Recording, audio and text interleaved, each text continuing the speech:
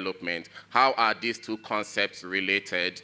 So that's the first arm of the project, to understand this new, fairly new concept of integral ecology in Catholic ethics.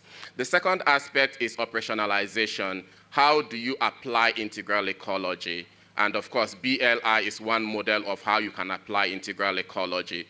But could you transport what is happening here at BLI to a place like South America, for instance? Would it be the same model? Will it differ from place to place? So how do you operationalize or apply integral ecology? The third aspect is impact. How do you measure the impact? And that's really where my research project with Father Katangole on Sowing Hope is really nested in. To measure the impact of integral ecology is to speak to the young people who are students, interns here at BLI, to understand where they are coming from, their personal history, their family history, their farming history. Did you have any knowledge of integral ecology before you came here? Did you go to any agricultural school before you came here? And what's the impact of the formation that you're receiving here at BLI? Human formation, spiritual formation, but there's also training in skills development, in business sustainability. So what's the impact of this formation on your moral development as a person? So 4 times, like I said, and I have spoken to 54 caretakers, most of who are in training here, but some others who have already graduated from BLI and are in various local communities implementing diverse projects of agricultural and ecological regeneration. How are they coming to terms with what integral ecology is really about? So that's what I do from the perspective of my research. Do I still have more time, Haida? You want to take another 30 seconds? Have right at it. Well, I can do much with 30 seconds. Or more? Yeah, okay. So basically, the structure of my own brief presentation here is, one, to talk about this whole concept of hope. How is integral ecology related to hope? We are in the Jubilee of Hope. This is the Jubilee of Hope declared by Pope Francis on the 25th of May last year, and it runs from December this last year to December this year. And Pope Francis's idea is to bring about a renewal, an opportunity for the Catholic Church around the world to be renewed in hope, but also not just for Catholics, but for everyone. And the Jubilee of Hope comes with the background that the Pope is really concerned about the fact that we are living at a time of a crisis of hope. And I will just take one citation from the document that led us into the Jubilee, Spes non confudit. He says, often we come across people who are discouraged, pessimistic, and cynical about the future, as if nothing could possibly bring them happiness. I've just started to read his biography, which was published this year, Pope Francis's biography. The title is Hope. At the end of the biography, he says, many people, page 290, many people today, for various reasons, seem not to believe that a happy future is possible. Cynicism, discouragement, apathy, indifference, disappointment. All of this speaks to a crisis of hope, and that's what Sowing Hope is trying to address. Thank you. Brilliant. Thank you very much.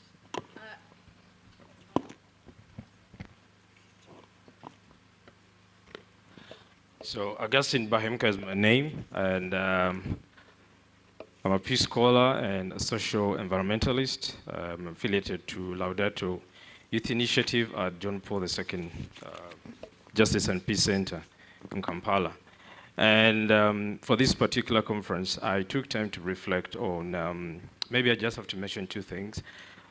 Something struck me yesterday that Caesar mentioned. Integral ecology is to become a buzzword, and it comes across as this abstract. So in my reflection, I tried to make integral ecology as practical as possible. And then secondly, I came from the perspective of another abstract. So I'm having 2 abstract concepts, but I want to see how practical I can make them. That one is pretty metaphysical stuff. It's the African tradition thought system. But I try to see, my intention was to see how can I present the concept of integral ecology from the African perspective as practical as I can, especially given the kind of work that we do. And just to give a brief from my work, try to situate integral ecology in the African tradition system. Just to pick out one bit, which is about the African worldview. The African worldview, nature, there is this mystical relationship between all creatures, everything that was made, given an entire hierarchy from the gods, from the spirits, from the ancestors, from the human person, or from the human being, the animals and the plants. There's this mystical relationships with different, of course, with difference, with a difference in what we'll call the life force, if I may use a very simple term, though it descends. So the gods have more power, and then the ancestors, and then the spirits, and then the human person, and until the plants. But there's this mystical relationship between them, so much so that even when the human being is at the center of everything, that does not give them the permission or the leeway to use nature as they want.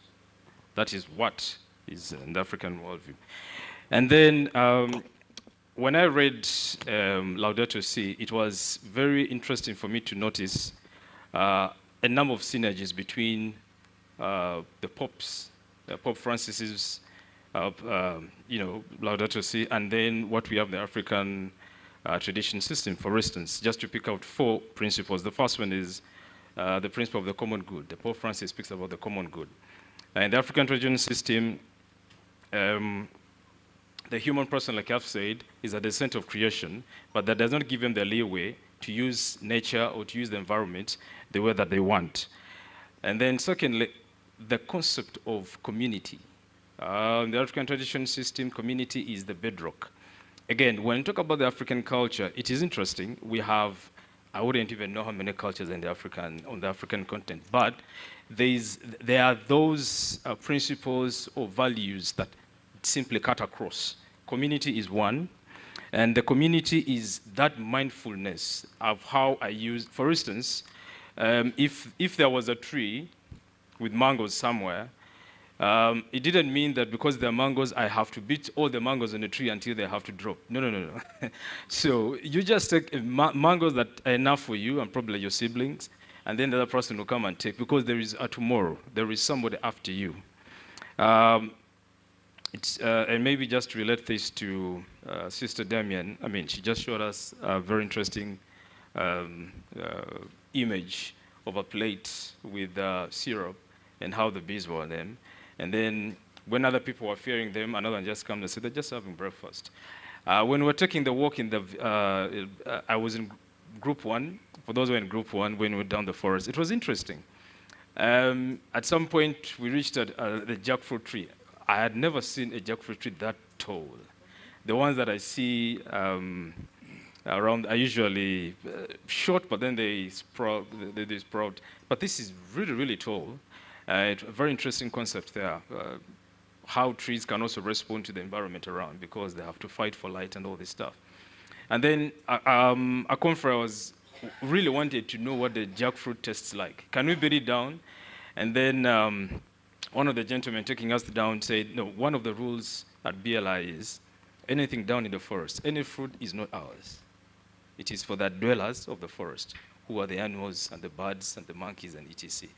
And the understanding is, if the BLI community decides to eat the fruits down in the forest, what's going to happen is they're going to deplete them, and so that means the animals are going to have to come and pick theirs. So again, this communitarian understanding that how you deal with environment. The other one is about harmony. So we've spoken about the whole hierarchy of being in the African tradition system, from the gods to the deities, the ancestors, the spirits, and etc. And then there is this harmony that is so interesting, that when there's a disharmony, it creates a disequilibrium in the ecosystem, so much so that the community will have to pay for the repercussions. So what does that mean? If, for example, there is a drought, if the rains disappear for a long time, the Africans believed there is something that one of us did. The Jonah experience, those who have read the story of Jonah. Jonah escapes He's running away from God, gets on this boat, and he gets on the boat, and the sea just... And then the fishermen are like, wait, we haven't seen this disequilibrium before. Something must be up here. One of us should have done something. That is how the African experience is. And today we can also see, we know how much human activity has done to has contributed to the global climate change crisis that we are having.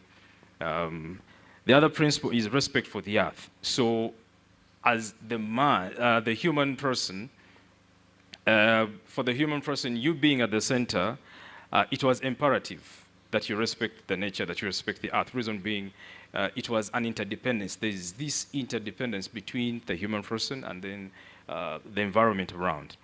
And yesterday, the sacredness of the earth. I think yesterday there's a presenter from, my brother from Ethiopia, mentioned about the Oromo people and how they have this belief that land is sacred. Now, there's this interesting principle about the African tradition, again, the transmigration of souls.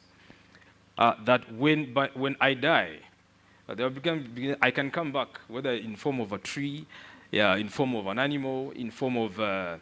so that meant that if you are to cut that tree, you may not know who you're cutting. So even when the tree was to be cut, there were some certain rituals that had to be, performed around to kind of appease and ask permission from the spirits. It was not just a matter of getting an axe and then you cut the tree and then it's charcoal. No. You may not know who you're cutting, actually. So some of these beliefs kept, if you look at them, they have some form of natural preservation and conservation. And then the last one that is very interesting is sustainability. And for sustainability, the African tradition system also had a way of sustainability. I'll just give three. We've heard of taboos. Generally, African cultures have taboos. We have the totemism, the totem system. The totem system is interesting. I grew up around town, Kampala, all my life, so I didn't have an experience of the village. But as I grew, I got to begin to appreciate the things like the totem.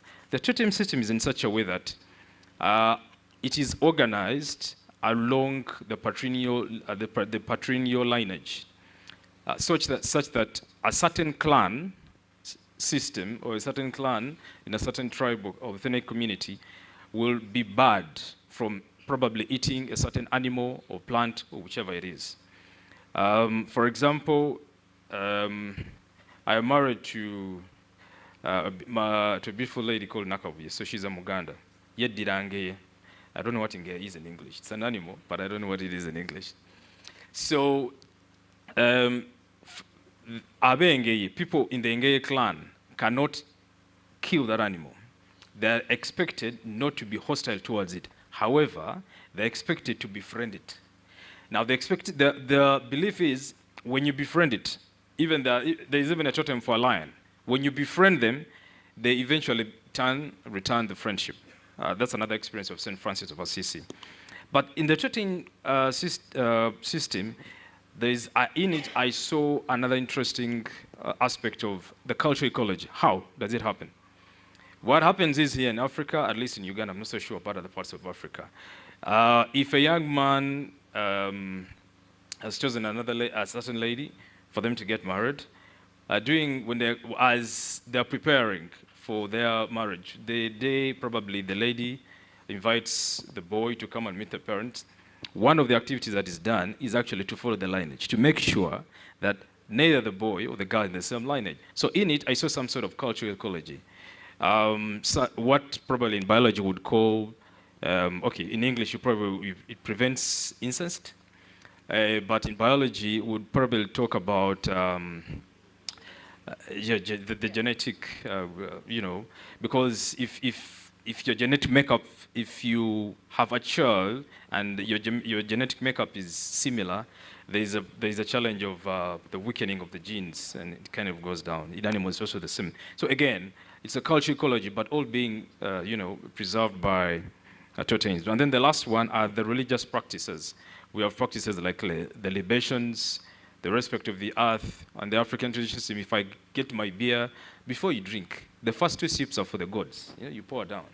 That togetherness, that's, you know, that awareness that I am here, but I'm not alone. And then the last one is the rituals. And then just something maybe I just didn't mention about the person. Again, the communitarian spirit is as an individual in the community. You are only complete in as far as you participate in the entire community.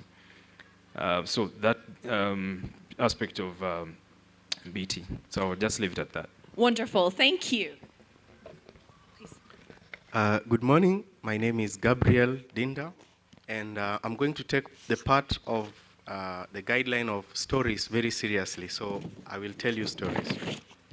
For the past 7 years, I have been teaching at Strathmore University, teaching ethics and sustainability, and also other topics related to philosophy. At the beginning, when I finished my master's, I kept asking myself what I would want to do to proceed as I wanted to advance in my academic journey. 2 books made a great impact in my life. One of them is by Father Ruiza here, Environmental Ethics in the Context of Africa.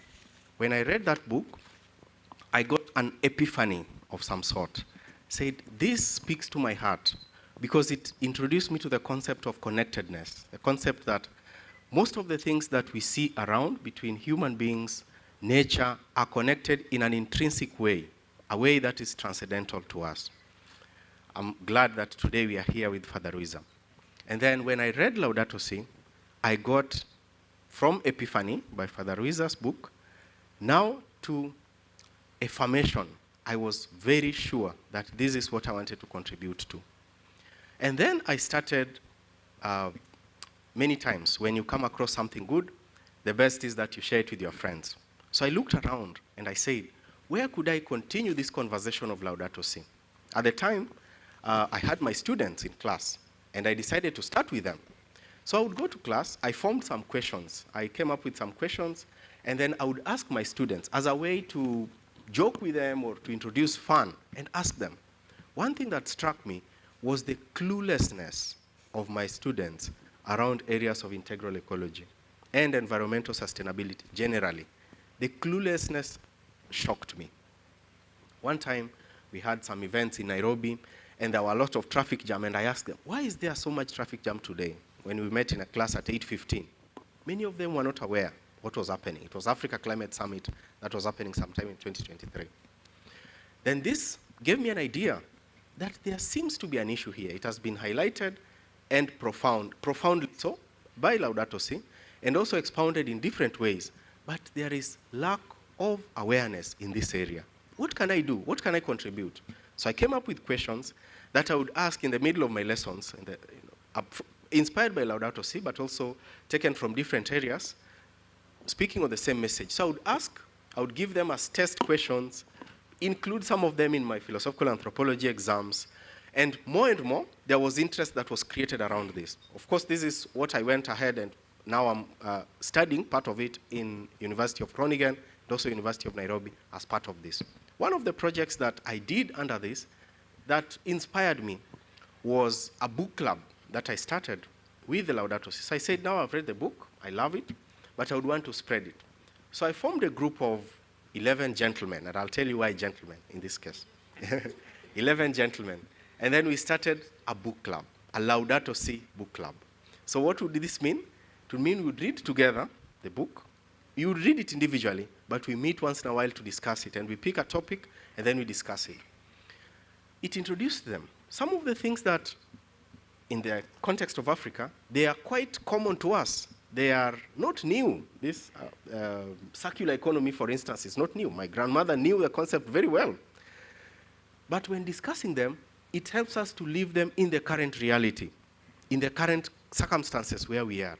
So I found this as an effective way to start a conversation around Laudato Si. Then I decided to expand it a bit further. Many universities in Kenya and maybe across Africa have these environmental clubs. They have clubs which they do different activities, beach cleanups, planting of trees, and all this. What I realized also from this is that a content like Laudato Si can help them to direct some of their activities, what they're doing, to a higher goal. So I decided to from Strathmore University again. I picked two gentlemen and gifted them a copy of Laudato Si and asked them to read. And then asked them that when you finish, lunch on me, we discuss it, something like that. Of course, lecturers, students, so they had to read it. I hope, they enjoyed reading it, but they read it. And then we had lunch. And it was an epiphany moment for them. And then now they became, in a way, my representatives for the environmental clubs. So I asked them to cascade it down. Is it possible if we can start some Laudato Si book club in the environmental club? So we tried to cascade it in that sense. So these are some of the activities that possibly will also share a bit more around this. But one lesson that I picked from this is also, and I've compared it, the survey and the research that I was doing preparing for this was comparing the activities of Laudato Si in Africa, being that I'm part of Laudato Si Africa and Laudato Si Kenya, and Laudato Si in Europe, now that I live in the Netherlands and I study there. So when I looked at the two, the major difference, of course, is the Laudato Si in Europe is championed largely by, I would say, older people. But in Africa, it is championed largely by young people. And there is an article around this on Youthquake in Africa. This difference is a gift for Laudato Si. This difference or this reality, in my view, is something that we need to reflect on profoundly. How can we engage the youth to champion this cause? How can we engage? They are more versatile. They have the digital tools, and they learn very fast. They adapt very fast. How can we do this? And this informed my doctoral study that I'm doing today. How can we use youth activism to champion for policy change? Because ultimately, some of the activities that we do in our different areas, when we direct them to the context of policy and then follow them up to the implementation, then we can see them to the end. So this is what I'm doing, and these are some of the ideas that we'll share. But one thing that I would share as early as now is the success of Laudato Si book clubs, which maybe we can discuss with you and hopefully you can implement in your different areas. Wonderful. Thank you, Gabriel. And then Father.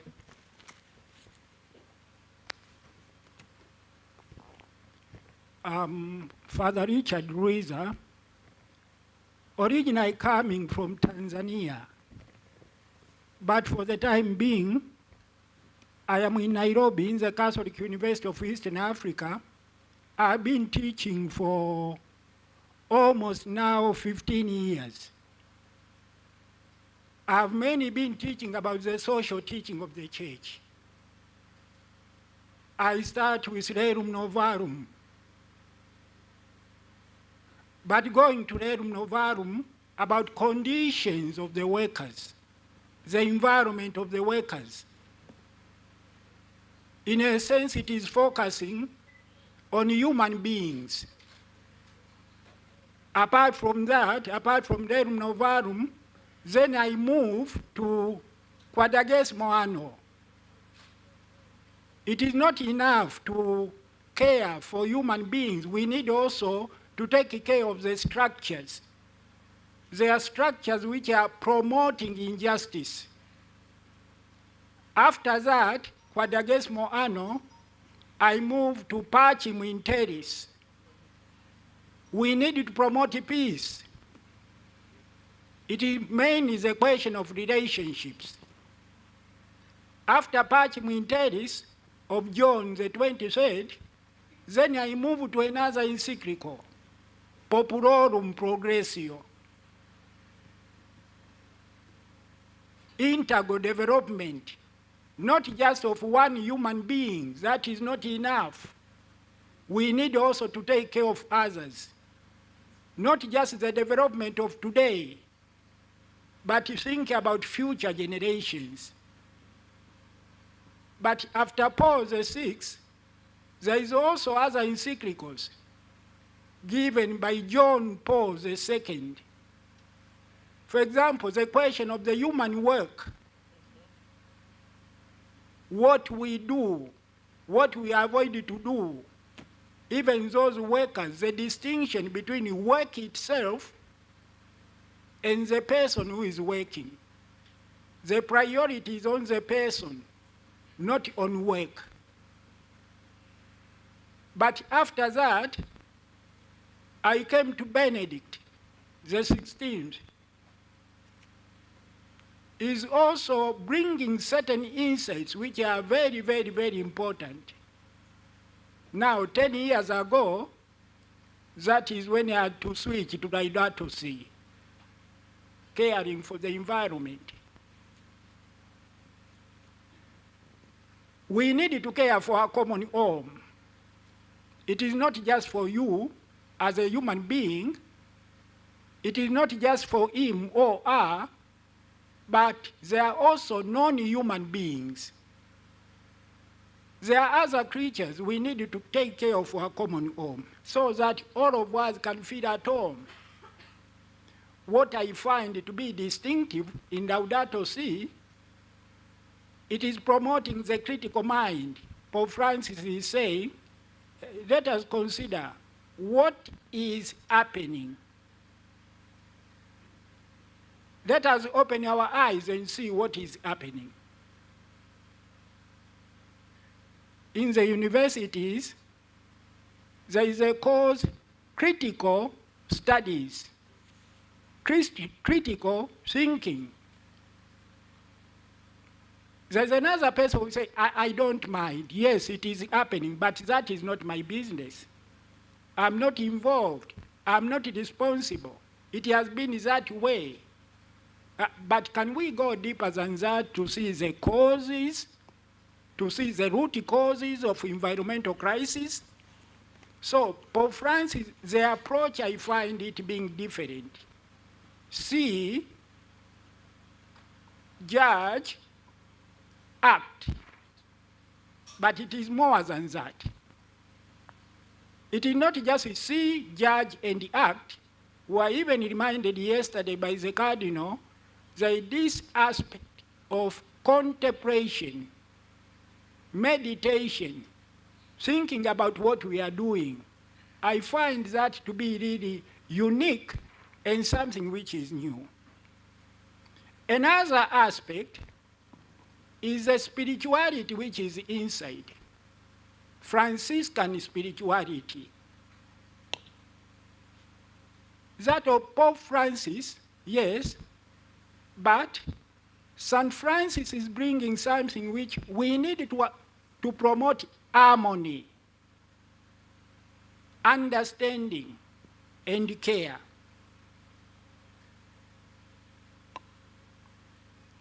If you see the first chapter of Laudato Si, there is also another connection which is being made.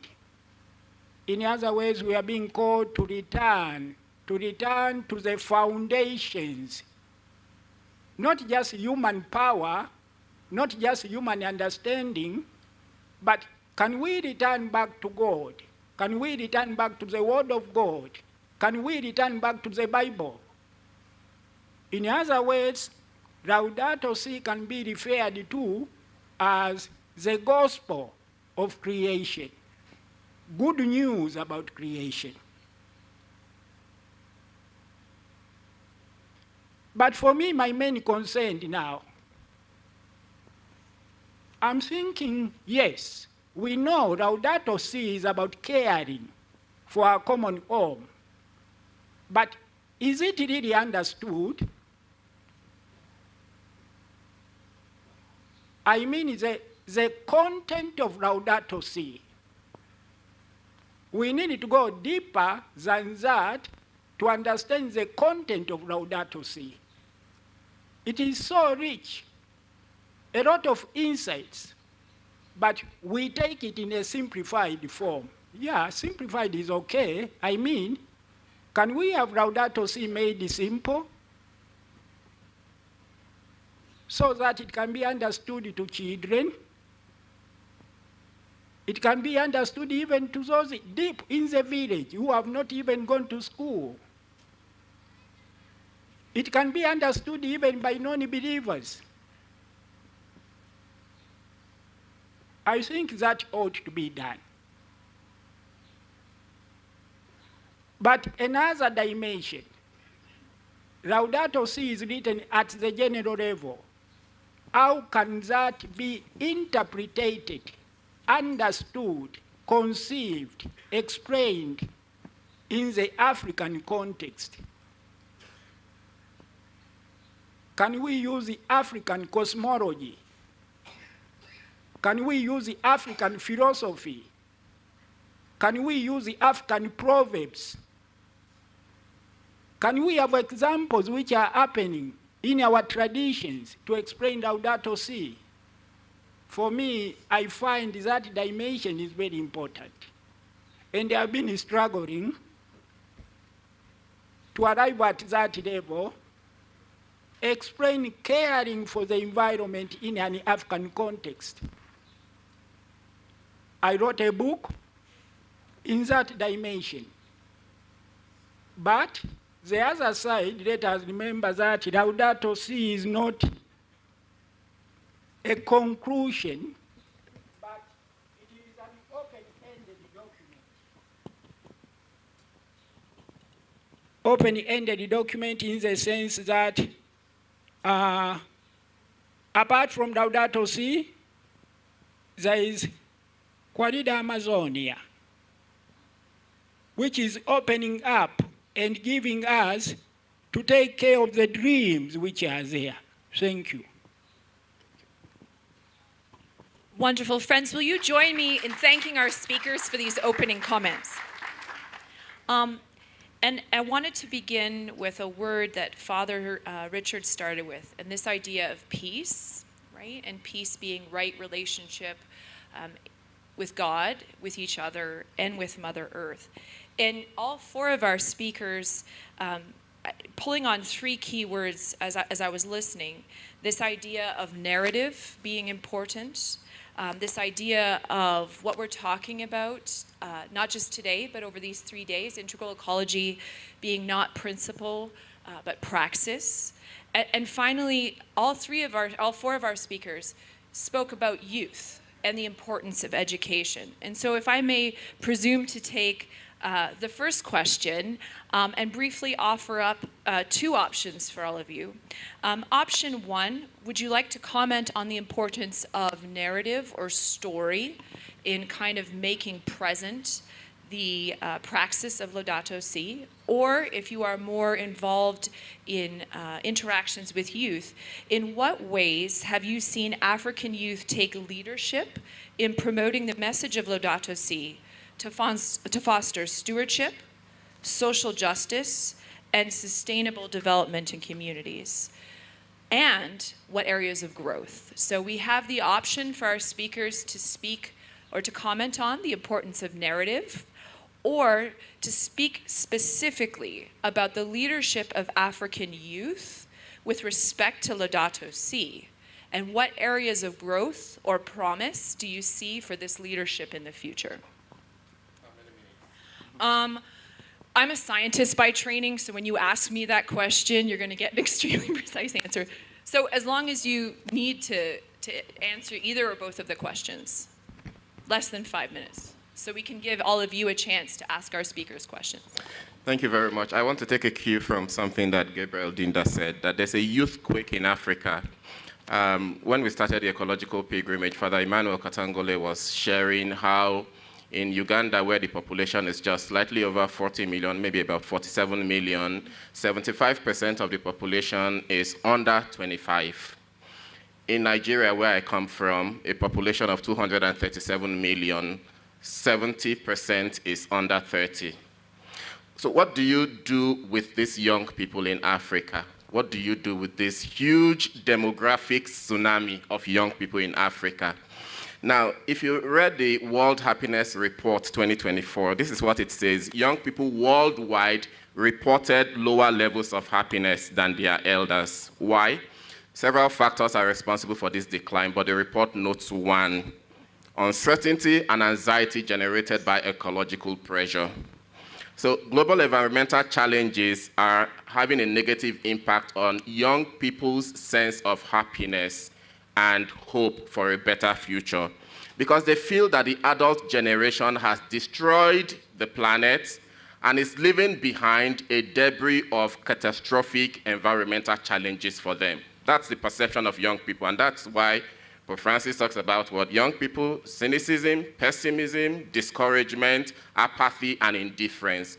So in Africa, where you have this huge youth population, what can we do to restore hope to young people? And that brings me to sharing what I have learned from my interaction with the caretakers and with the interns here at BLI. And I will simply summarize it under 5 different headings. The first one is a sense of place. Now, we can't talk about integral ecology if we are not grounded in a particular place. It's not an abstract idea. You have to be rooted in a place. So the question I ask is, where do you call home? And that's a question for each one of us. Where is home for each one of us? And what are the ethical commitments that we have towards that place we call home? So that's the first one, a sense of place. Each one of us has to be grounded in a particular place for us to do integral ecology. The second one is a sense of growth, which is something I noticed by speaking with the caretakers, that many of them have experienced some sort of personal transformation.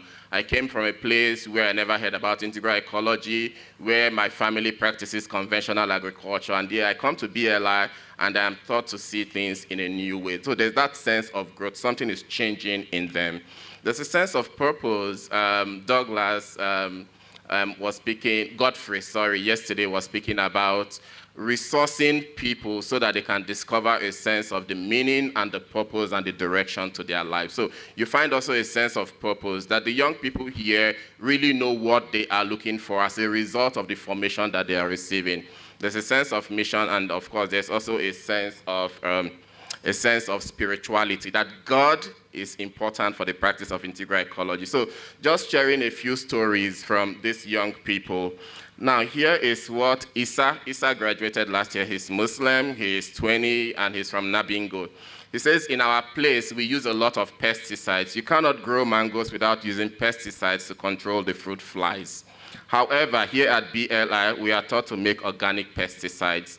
They also teach us how to make organic manure from chicken wastes. In our village, these wastes are just thrown away, but here we are taught how to make waste useful. Now, 2 things you notice from what he's saying: in our place, in our village. You can't do integral ecology without being grounded in a place, in our place, in our village. But when I come here meaning BLI, another place, this is what I am learning. Jovia, who is also Muslim, 19 years old, says, what I like the most at BLI is the forests. I came here and saw that all the trees are green. Deer at our village, they cut all the trees. There are no green trees there. Deer at our village, and here at BLI, the trees are green. So place is very important. There's Rachel Namaganda, who is 19, Anglican, who says, what I expect to learn here from BLI is to go back home, and change my mom. She's rearing chickens for 3 weeks and takes them to the market, but they are not good for people. The time is too short, and they affect the body of people. I will just share 2 more out of the 5 because there's no time. And the next one is a sense of growth. And this is from Tracy Babirie, who is 20. She's Catholic. One of the greatest lessons I have learned is self-confidence, so sense of growth. Before now, I was a person who was very shy. If I needed something, I could never ask for it. Also, when someone does something wrong to me, I could hardly speak out. But right now, I can talk for myself, and I can defend what is right. I'll just take 2 more. There's one from Nantumbwe Femia, 18, Anglican. Before coming here, I could torture any other living organisms like caterpillars. I never liked them, but with my knowledge of integral ecology, I now even call mosquitoes sister mosquito. So I have changed. I expect that when I go out, I will be capable of making others love those creatures. And I also hope I will teach many people also to do organic farming, because all the people know the repercussions of using synthetic chemicals, only that they just pretend and think it is the only way to go. But good enough, I came to BLI, which is teaching something different. The last one I will take will be from Tracy again. And here she's saying, when I joined BLI, Father Sempala, who was the moderator of a panel yesterday, taught us how to be confident and to speak to other people. So when I went home, I went to the church, and told the catechist that I wanted to say something. I went and told the people, you have to plant trees. It was my first time to speak in the church. All my friends were surprised to see me, and the catechist affirmed that what I spoke was good. So this is what the young people here at BLI are doing. We don't see them, many of them are not with us in the hall, but you see them at the registration point, you see them serving food, you see them helping with cleaning the toilet, but this is what they are learning here at BLI as far as integral ecology is concerned. So going back to the question, what do we do with Africa's young people? BLI is giving us a model of how to engage young people in integral ecology. Thank you. Thank you. And I'd like to add to that, the beauty of what's going on here is we see also children teaching other children. We'll take that knowledge somewhere else. My own children have never planted a tree until yesterday. They've never cared for animals until yesterday. And it's been that kind of transfer of knowledge that has given them the hope and skills to go back to their home country and make a difference and carry that message. Augustine, would you like to comment on either one of the questions that were asked?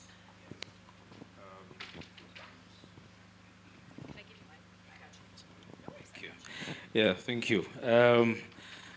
Yeah, in Africa we love conversations, and just to pick it up from Father Manuel's left it, should have been 2016, I happened to meet, I think you can meet people in many different ways, virtually, physically, but there's a beauty about meeting people through their writings. I happened to begin interacting. I was in Nairobi at the time, and I interacted with books written by Wangari Maathai. They never left me the same. And there are so many things Father Manuel has mentioned that resonate with Professor Maathai's experience. When she just thought that in 1977 she was just going to go to the rural areas in Nairobi, in Hauru Place, and begin mobilizing women to plant trees, as the years passed, she realized that these women were not just not planting the trees, but they were becoming more prophetic, they were growing in self-esteem, they were taking up decisions in the community. As she started, the men began joining in, and then something that she started as a tree growing activity to help the rural women get back. Basically what BLI is doing really, because they had replenished much of the rural areas and they could not grow their plants so well. They had cleared much of the forest area for cash crops and etc. She realized that these people were taking up more decisions in their communities, and something that started as an environmental activism became a political activism. So that was a conversation that I picked up. But back to the question of the day. What have I seen young people do? At Laudato Si Initiative, one of the things that has struck me from the young people that we work with in schools, one is the growth in stewardship and leadership. I'll just give a very simple example. We had a very interesting, beautiful Laudato Si festival at one of our schools last weekend, and I just learned that the young lady, she's just in senior 3, the young lady that heads the club, we have Laudato Si clubs in, probably about 12, those are 12 different schools. She's the head girl in senior 3. Now let me just break that up. In most schools, the head girls are in A level. So we have O level, senior 1, 2, and 3, and 4, then A level is 5 and 6. But I was surprised to learn, and in my conversation, she told me, no. I aspired for the post of head girl. Head girl, it would be like the head prefect of the school. And her competitor was in senior 5, that is 2 classes higher, and she beat her. But this confidence comes from the activities that actually they do. You know, because there's a girl who joined the club when she was in senior 1. So that means she's been in school for the last 3 years. So when she sees the fruit of the work that she does, it builds some sort of confidence and esteem in them. And then young people from other examples I can give. In May, in Kampala Archdiocese, we celebrated 10 years of Laudato Si. And it was an activity that was graced by His Grace, Paul Samuel, who was here with us. We had invited Father Katongole, but he was not able to make it. He was out of the country at the time. But one of the fruits of that celebration was we came up as a consortium, Catholic Consortium on Climate and Environment. And about 17 partner organizations, basically organizations doing grassroots initiatives to do with climate change and environment and etc. Again, inspired by Laudato Si. But some of the organizations that came, one that struck me was, there's an organization called, if I remember, I think it's Climate Justice Africa. So there's a young lady there. She invited another grassroots organization from an informal settlement called Katanga. Katanga is a slum area within Kampala. So we had about 4 to 5 representatives from there. And then this young man was giving his testimony. How through his engagement with Climate Justice Africa, it helped them to make the connection between climate change or environmental destruction and the informal settlements. What is happening in the informal settlements, which is the embodiment of plastic pollution. You have, sorry to say it here, but you have things like, what we would call, not to sound so bad in public, what we call the toilets. Those sanitary facilities are not as enough or adequate in those. You could find an entire settlement with 1 or 2, and for you to use it, you need to pay some money. So they have to find other alternatives, which wouldn't be so good to speak in public. So the connection, the real connection between the cry of the poor, the cry of the earth, and the cry of the poor. And so this young man took it upon himself to begin to try and dictate this message of Laudato Si into the settlements, into the informal settlement, the slums, yeah? To stop throwing polythene bags, to stop throwing plastic bottles, have a better way of, of course, a little bit of work has been done. There are more sanitary facilities now so that there's not, just using whichever area that you can use and use it whichever way. So this was a very interesting, again, but these are young people. These are young people. Another example would be, yesterday we had Stefan from Laudato Si movement, and one of the things that have been very, very vehemently against, at least in Uganda, is the EACOP, the East African, the pipeline that's running all the way from Western Uganda all the way to Tanzania. There's been a bit of course, too much can be said about it, but again, it's interesting to see that it is the young people at the forefront against this fight. So for me, these are the ways that I've seen young people do it, and of course, BLI, it's my first time to interact with it physically. I've been following them virtually, but I'm happy to be here, but I don't feel it's enough, so I'll make another trip. If you can just give me 1 more minute. So how can the church, I wouldn't leave the stage without saying something about the church. I am somebody who strongly believes, I want to be able, and I appreciate all of those examples. What I'd like to be able to do is give our other 2 speakers a chance to kind of speak to this idea of narrative or the leadership and confidence taken on by the youth. And then friends, Father Arthur, if I can have like 5 extra minutes at the end. Friends, I'd like to give you an option to kind of speak into this space, and all of our speakers will respond to those questions in the context of their like 1.5 minute closing remarks. So we're going to move efficiently. Please, Gabriel. I would love to phrase what Father Emmanuel said. What do we do with the youth? To phrase it a bit differently, to say, what does the youth want to do? And this is what I find out, what they want to do. They want to contribute. They want to contribute. Of course, the report that you have shared, that the anxiety makes them unhappy, and it is happiness is what we are looking for. That is from Aristotle. That the anxiety makes them happy. They are in despair, but they want to contribute. They just want to be guided to know how. And I'll let you know, I'll give you an example around this. So with these Laudato Si clubs and the Laudato Si book club that we formed, another idea came that my dad is 80 and he has many stories that he always says. So one time I organized with a group to my rural home to meet my dad and my mom and just spend time there. And a gentleman from that group called Noah made a comment that made me think, When my mom served groundnuts, he looked at it and then asked, "What is this?" He was seeing groundnuts for the first time, in its raw form, for the first time. That challenged me.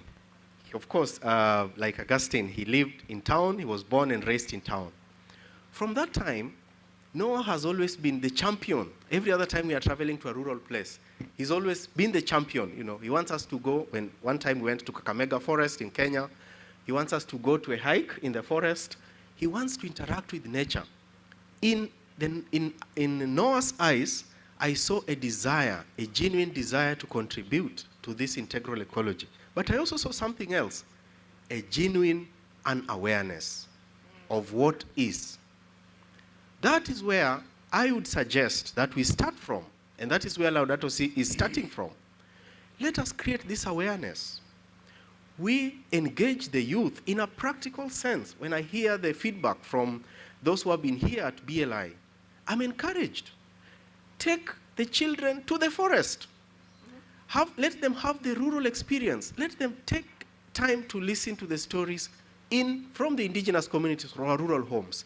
And from there, we grow the desire of integral ecology, and we give them the possibility that there is integral ecology that we can fight for. And then from there, they can plug in, so that we will not ask what to do with them, but they will tell us what they want to do to contribute to this discussion.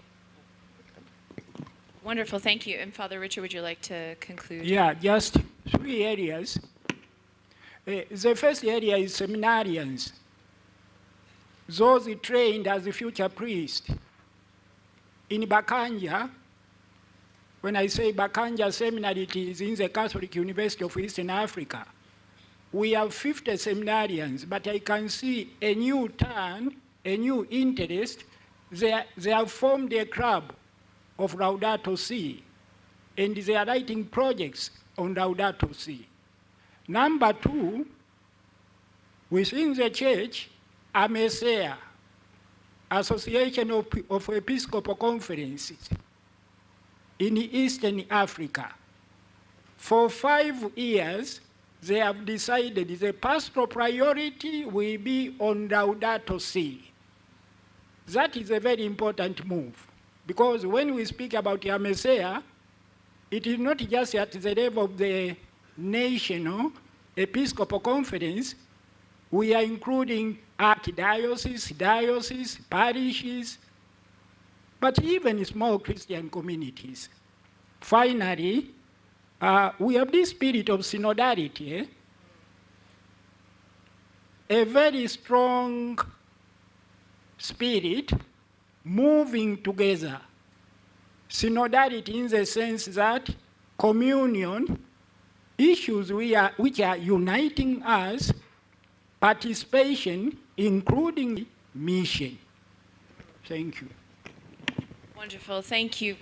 Friends, I appreciate your patience with us, given that our conversation is entitled Stories. I appreciate your patience as you listen to all these stories. Graciously, Father Arthur has granted us an extra, so I'd like to invite you all. Thank you. Right, I'm going to beg forgiveness. Dear friends, do you have any questions that you would like to kind of put into this final 7.5 to 10 minutes of space so our speakers can... I'm a scientist. What are you going to say? Questions. We've got one at the back, Father. I'm going to suggest this. Keep your question to 30 seconds, direct it to one person. There we go. And what will happen is I will release you for tea break, and you will go to that person for the answer. But everyone will hear your question. If that makes sense. I tried. Mine is a comment. Yeah, it's a comment. Okay, I thank Augustine. Looking at the aspect of African tradition, currently it's being eroded because we are getting away from rights. Other people say it's witchcraft. You can't do that. I was going to talk to you over tea break. And then we have Next one over question. there. We've got 2. Or comment. Thank you very Father much. Julian. Please, in terms of inclusion and then working to this, working now for the... I didn't see the panel talk about that, and I want to retrace that. Thank you. Thank you. We have 3 more. Yes, 30 seconds, everyone. I can't say what I wanted to say, but I'll just say thank you so much for bringing in the element of hope and also of the young. And I have a reason which I cannot say because of time. There we go. How much time do you need? Okay, the reason is that we are celebrating 10 years, happened yet. And one of the things is that my brother said about anxiety. We know of the climate anxiety among the youth. And without, you say that it makes them happy and excited, but we also know that it can lead them to despair, giving up, and so many other things. So the reason why we need hope is to keep them going and to support them. As those who have read the Pact of the Future from the Summit of the Future last year, they actually included the Declaration on Future Generations, which also Pope Francis talks about the intergeneration solidarity. And one of the things we have to do and not to forget, especially when we come to intergeneration solidarity, is hope. Thank you. Now, this was a worthy 1 minute for sure. 30 seconds. Father Ojefo, acknowledging the importance of collaboration among Laudato Si movements in Africa, I was wondering if you could share insights on the dynamics of current collaboration efforts. Father Ojefo, you have a fan here who's going to talk to you over tea break. Real quick, I want to, Father Emmanuel, thank you so much for using the voices of the participants in your research. That is very, very important to have the voices brought in here. It was very powerful. It was very emotional to hear that. Now, the question that I want to raise, the participant next to the moderator, Gabriel, thank you so much for the work that you're doing in Kenya with the students. I think you are valuing, in your work, you are valuing the experience of the youth you're working with. And that's what I call cultural humility. So the idea that you are helping these students, rather supporting these students to understand, to hear their stories, how do you teach us in terms of help versus support? Because your work looks like it's empowering them. So help us to highlight on that. Gabriel, you have a fan here during tea break. Look for him or he will look for you. Any other hands? There are 3 more and wrap this up. Okay, thank you, Father Emmanuel and Gabriel. It's a charge for me. I feel that I've not done much on engaging other people, especially young people.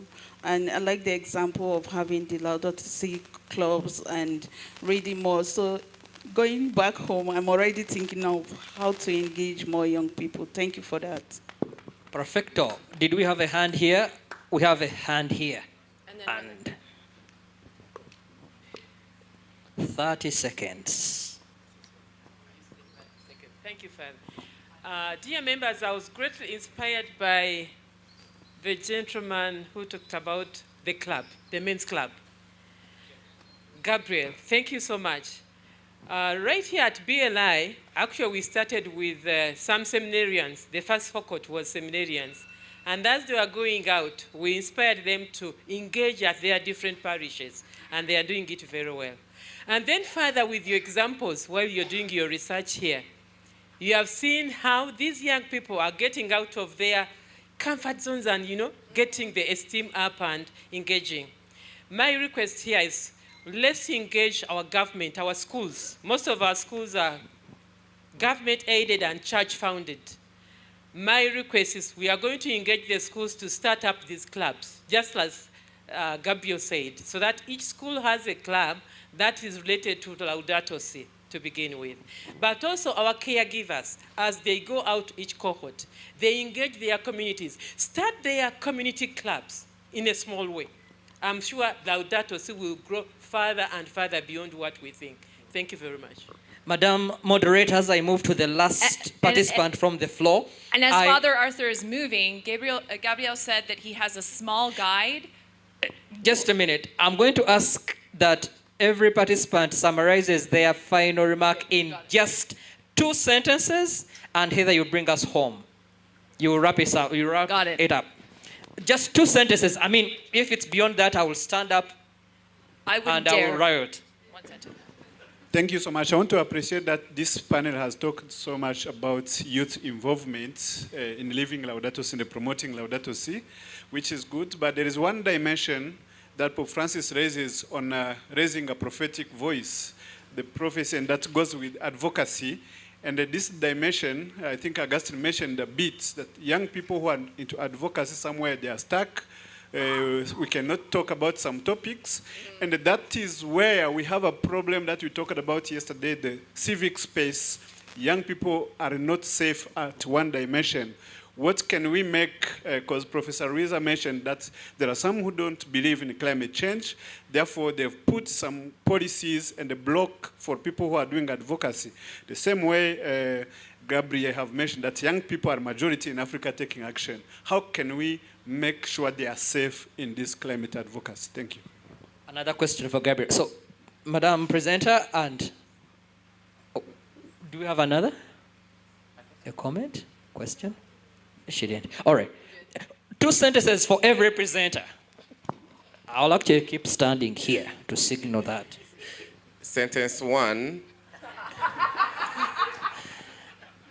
There's a priest who undertook the formation course in integral ecology here at BLI during the summer of 2021, who is now ordained in Nakasongola. I visited him, and he has a Laudato Si club, 3 acres of orchard in the parish, where he's training students in St. Joseph Secondary School in the parish school which was founded actually by Father Joseph Kakoza, the administrator of BLI here. That's sentence 1. Second sentence. I give up the second sentence. My 1 sentence, I make it 2. I'm an advocate of African traditional wisdoms, indigenous wisdoms. The World Bank report of 2023 mentioned that one of the challenges they had noticed was that they had always omitted indigenous wisdoms in all their encounters, in all their projects. And they kept wondering why they were not working. They are now stuck, and they are not sure of how to reverse that so that they can include indigenous wisdoms into all their strategies. My appeal that every one of us here, as we are trying to integrate and make practical Laudato Si, let us always see how to make it in such a way that the indigenous wisdoms of whichever context, cultural context that we are integrated. I developed 2 documents. One, if you want to start a Laudato Si club, of course there are other... And every person, each time, and every time they act, constitutes a vote in the formation or in the constitution of the type of world that I think each person and every person here wants to build. So friends, thank you very much for your patience and our 5 minutes overtime. Thank you. Thank you very much, dear panelists. I invite the camera people to come and take a ceremonial photograph while seated and while standing as we communicate these housekeeping details. We are going to break for 20 minutes of tea break. Those who have further questions to our different panelists, kindly find them and talk to them. We return for conversation 2 starting at 11:30 prompt. And for conversation 2, 3, and 4 today, they will all go for 50 minutes and 5 minutes for things like we have experienced this morning. A little asking for extra. So 55 max, but 50 on the book. So the rest of the program today will run as follows. Right now it's going to be tea break. Conversation 2 will begin at 11:30. Conversation 3 will begin at 12:30. We'll have lunch at 1:30 together. Then we'll go for the BLI immersion activities at 2:15. The rest of the afternoon I will communicate when we come back.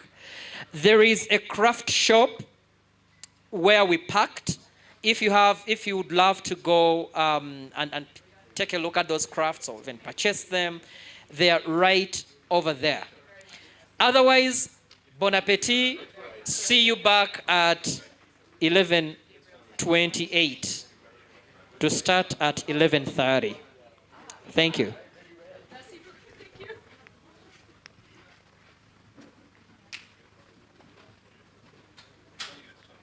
Can I speak in the microphone? Am I speaking in the microphone? Yes. Okay, you're in charge. I'll follow you. Hello? Yep. Hello. I think mine is okay. Okay. Sister, yours is good as well? Yes. Perfect. Yes. Love it. I tried it and it seems to be good. Wonderful. Friends, I welcome you from our tea break. For our second conversation, the moderator and facilitator is quite innovative and is going to begin with an interesting approach which we will all, I'm sure, appreciate. Our moderator for the second conversation is Professor Drew McAntonio, a very good dear friend. It's on now. It's on. He's the Assistant Professor of Environment, Peace and Global Affairs at the Kroc Institute for International Peace Studies. And he holds a dual appointment as Associate Professor of Business Ethics and Society in the Mendoza College of Business, where we are colleagues. It's such an honor, Drew, to have you lead this conversation. And please take us away. Wonderful. And then we're going to do some wise improvisation in an effort to be inclusive. So first we want to ask, with our panel being titled Integral Ecology, Nonviolence, and Peace Building, even amongst our panelists, there are some questions as to, am I doing peace work or not? What does this mean? How many people in the audience are from organizations that explicitly say we are doing peace work? Or you have peace in your title, for example. You got one. Now, raise them high. Let's see, be proud of being peace work. Okay. So what do we think of peace is? When we think of peace, peace is a normative aim. It is something that we are trying to emerge to, which means that we would want to have a shared vision, which is helpful. But the main way in which we see to pursue this is the promotion of formal and informal institutions that give rise to or support nonviolence, peace building, and social cohesion. So if I ask that same question now, how many of you are doing peace work with your organizations? How many people would raise your hand now? In addition. By the end of this, I hope to argue that all of you should be raising your hands if you're doing anything in alternative livelihood development, regenerative agriculture and agroforestry, any of the sustainable development work can all be and is all peace work. So with that, what I'm going to do with the panelists is ask a couple of questions that I'll ask them to respond to, with first saying their name and their affiliation, and then respond to the question. And then we will turn to the audience to hopefully have the majority of our time engaging with you. And so the first question that we have for the audience, I forgot the one part of some quotes from Pope Francis to frame this discussion. So the first is that today, however, we have to realize that a true ecological approach always becomes a social approach. It must integrate questions of justice in debates on the environment so as to hear both the cry of the earth and cry of the poor. And because this is a social approach, that means all other social activities, inclusive of conflict, war, etc., which are proliferating globally. We actually have the highest level of conflicts happening ever in human history today, other than during our world wars. For the total number of conflicts, though, is substantial, and more people facing the effects of those conflicts than before, simultaneously having the immense amount of environmental stress on populations globally. Not that those are deterministic of each other, but are mutually forming and shaping. A second quote, we have only one heart, and the same wretchedness which leads us to mistreat an animal will not be long in showing itself in our relationships with other people. Every act of cruelty towards any creature is contrary to human dignity. And then one final quote in which the human person is in harmony with themselves, with nature, and with others. So now if I ask again, how many of you are doing peace work? Let's see. Good? All right. I'm almost at 100%. So the first question I want to ask to our panelists, and there's no specified order, so whoever feels, for promoting integral ecology, nonviolence, and peace simultaneously. Go first, Martha. Awesome.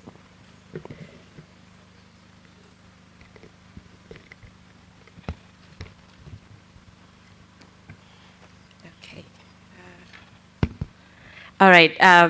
So maybe for those who don't know me, my name is Martha Pili from Malawi. I work with the Jesuits in Malawi in an ecological center called Jesuit Center for Ecology and Development.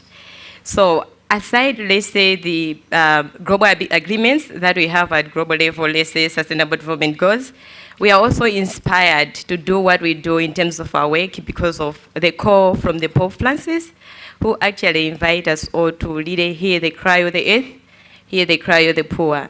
And not actually just hearing, but be able to take some actions that are justice. So as an ecological center, we are there really to also provide hope to the people that are actually affected, in this case, with the impacts of climate change. So our approach is working directly with farmers. And on my reflection, I was looking at issues of ecological conversion to say what is the role of ecological conversion when it comes to caring for our creation and also providing peace to the communities instead of despair and reducing despair and conflicts. So that is what I worked on. And back to your question, in terms of the key principles that has worked for us, I would say one thing is amplifying the voices from the margin. And in this case, we're talking of the voices of hope, the voices of resilience, because most of the times, I mean, you can agree with me that it's the global south which is mostly affected when it comes to, let's say, impacts of climate change, but at the same time, they have contributed least to the cause itself. And we have been really making this narrative to say, maybe we need climate financing. Of course, yes, we need that, but what else maybe can we do from our end? What else, like in terms of the locally available resources that we can really do? So I'll start by giving an example of a village. We call it a village of hope, an ecological model village, where farmers there are into tobacco farming. And just to mention that in Malawi, tobacco is a cash crop, and it is commonly grown. And apparently, when you're into tobacco farming, you're told to clear out all the trees that are in that farm. Why it is believed that tobacco is a sunlight demanding crop, so it needs like more sunlight, and you have to clear out everything. And our approach at JCD has been really empowering our communities and making them be aware of what ecological conversion is. So it was interesting that after we did a certain training in terms of empowering our communities, a certain village, now this is Jembalu village, they came back to us and say, we feel like we have sinned before God. Remember, the encyclical letter, it's not new. There's a principle of continuity, as we are reminded yesterday. Like other people have already also discovered, and the Laudato Si is the interconnectedness, to say everything is connected, and also the ecological conversion. So we capitalized on that as JCD to say, in whatever you do, it has to come from you. You don't have to get an incentive, as Annette mentioned yesterday when she was talking about the soil healthy. You don't have to do it because somebody has told you to do it. You don't have to plant and take care of those trees because you have been given money to do that. But it has to come from you. And we are very impressed to see that this clan came to us and say, we feel like we have sinned against God. Because when God created everything, he said it is good. But we have taken part in destroying the nature because we have been leading into tobacco farming, which has contributed to deforestation, and that was right. So as a result, we are asking you, JCD, to help us to give back to God. It was a practical example to see how ecological conversion can really transform somebody and start thinking in those lines. So we said, okay, what do you want to do? And then they said, we want to venture into green businesses. We are really impressed because we didn't even know about that concept. So this is a village which is actually doing good, to cut the story short right now. They're actually providing tangerines and bananas to the entire district. Why? They sinned against God, and they wanted to give back to God. So that is something which is really interesting, and inviting you and me to really transform and have that deep connection towards nature. Treat nature as our mother, our brother, our sister, as it was highlighted yesterday. Thank you.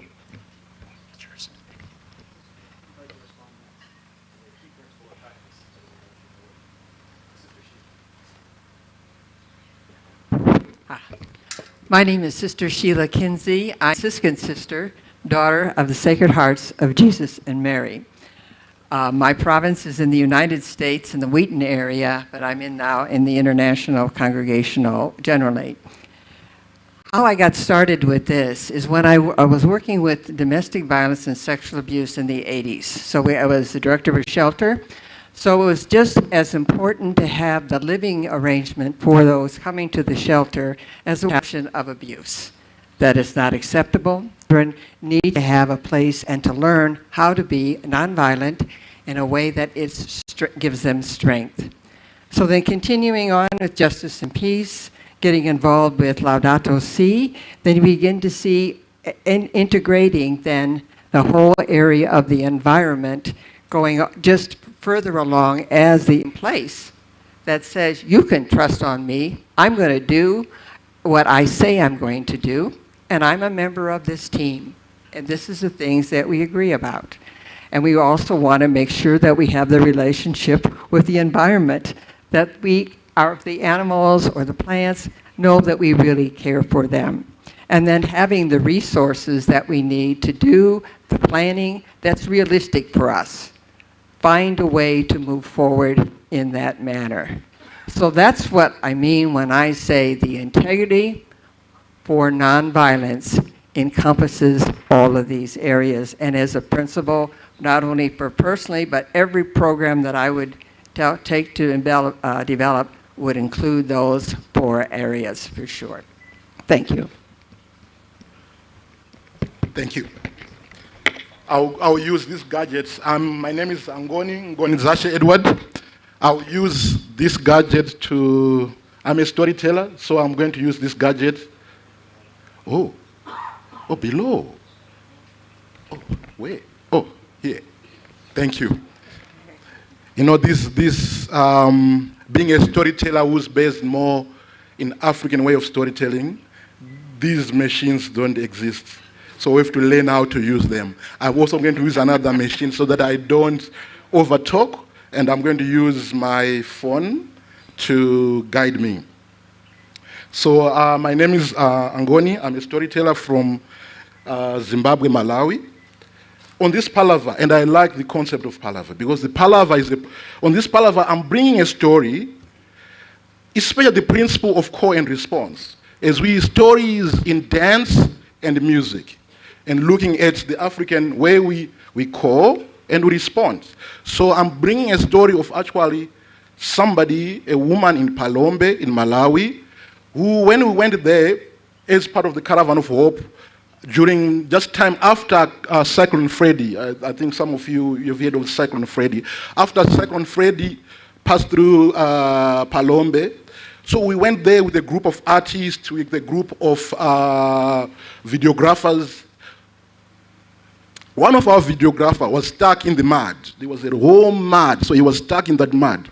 We had to pull him because he went up to this size, in terms of he was wearing jeans, so we had to pull him from the mud, which was the debris of Cyclone Freddy.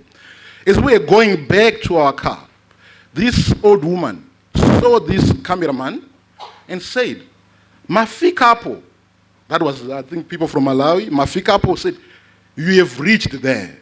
And from then on, I started working on this story of Mafikapo Tafika.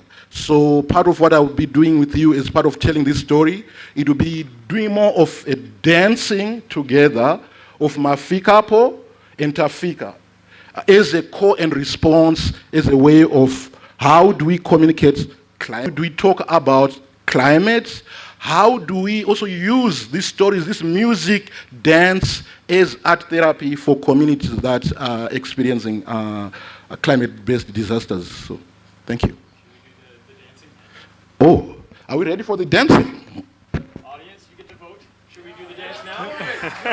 Let's dance. Okay. So, this dance starts with the dance of the heart. Okay, faster. Mafikapo. Ta-ta, ta-ta, ta-ta-ta-ta, ta-ta, ta-ta, ta-ta, ta-ta-ta-ta. Mafika. Mafikapo. Mafika. Now let's put movement now. Then I will then return. So. So, so, so, so. So, so, so, so. Let's have sound. So, so, so, so. So, so, so, so. Let's have movement. You guys, the thing about Africa is movement. You're allowed to dance. So what we are going to do, it's about the core. We are starting with the words of that woman who has Mafika, but she was reminding us, for you to be actually talk about what you want to talk about, you have to have an experience. So it's the dancing of experiencing the cyclone. This is the dance of experiencing how the voices from the margins, when they were seeing this mud, and then when they saw us with all the mud, then they said, now you people, you just take pictures. You come and sit for the conference like this. Now, Mafika, you have now been there. Now go and talk what you have experienced. So when I say Mafika, so it's that woman who's asking us, Mafika, in other words, if you have been there where people are crying. And now our response today is Tafika. We are also, so it's like core and response. That's the idea. So when we go into the community, we are there, and now we are able to now talk the language with the stories of lived experience. So, Mafika. Now we go to the final. So. Let's go. So. Ta-ta. So. Maintain this. So.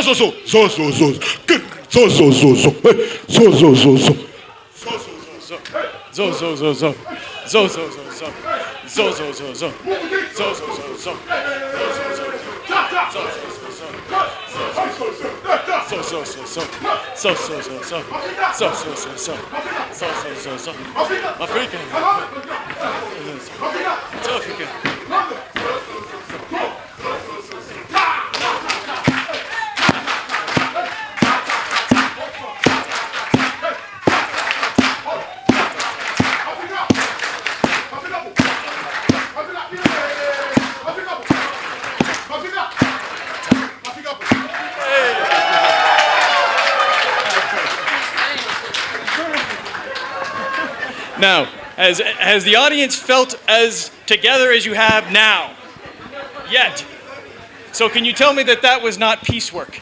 And yet, he was one of the ones who said, well, what I do isn't exactly peace building. Tell me that's not peace building. Yes, thank you. I just hope I didn't dance away my ideas.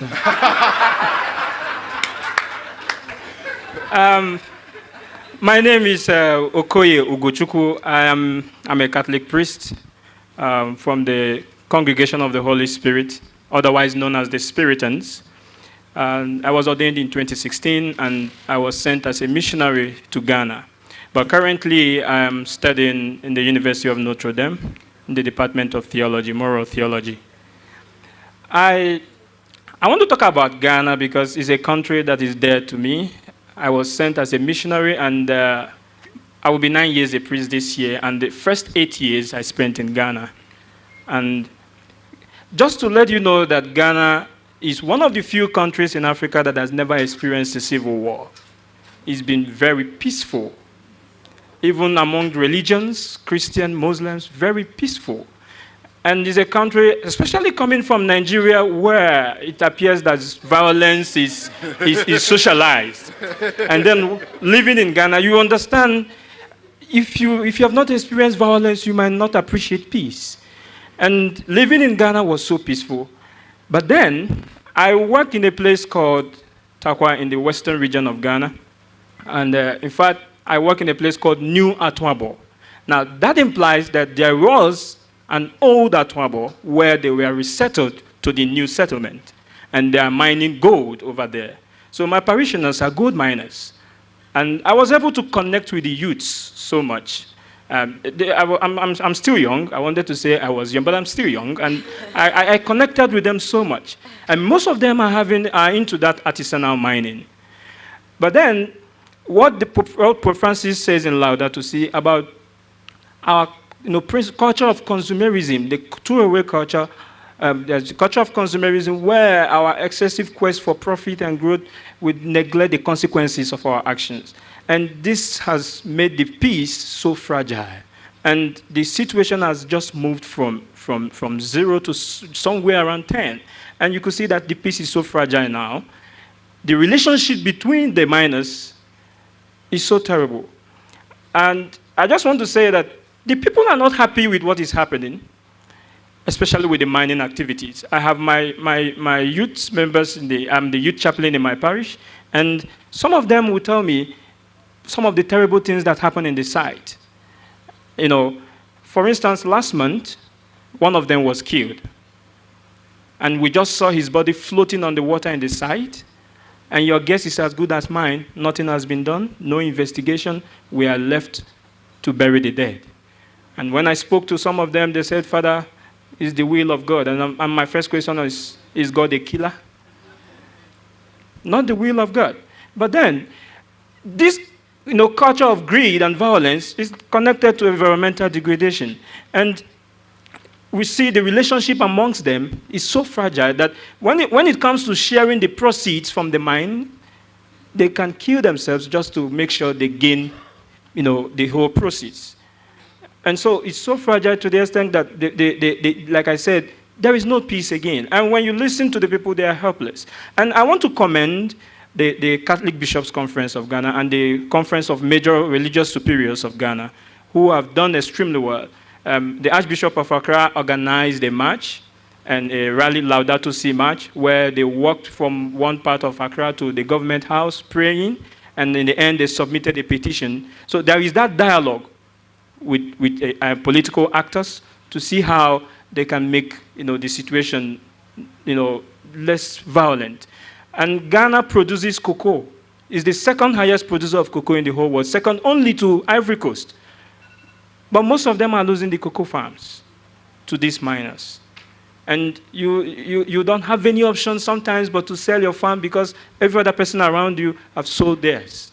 And yours is left hanging. But nobody is talking about the cocoa. Everybody is focusing on the gold because it's quick money. So sometimes I speak to the youth and they tell me all this. The next day they say, Father, we are destroying the land. The next day they are back to the mines. And that is because we've not solved the problem. At the root of this is poverty. Most of them are poor. They need to make ends meet. And some of the dialogue, yes, I feel like we've not engaged really the root cause. The government officials who are receiving the petitions, most of them own those mining sites. And so they employ these young ones who look for jobs and to make ends meet. And so I feel like we've not gone to the root cause, but then the church is making strides. But I feel that we need to get constructive alternatives if we want to make the situation better. And it's so painful that we are losing the lands, people are dying, and most times I could bury, and when some of those who retire from mining, they don't take time to get sick. And we keep burying and burying and burying. And imagine me coming to preach at the homily, preaching the homily at the funeral for someone who has lost more than 5 members to this. What do I tell them? And so listening to Father Emmanuel this morning talking about hope, I felt better. But then people are beginning to lose hope. And there is apathy. And something needs to be done. Thank you.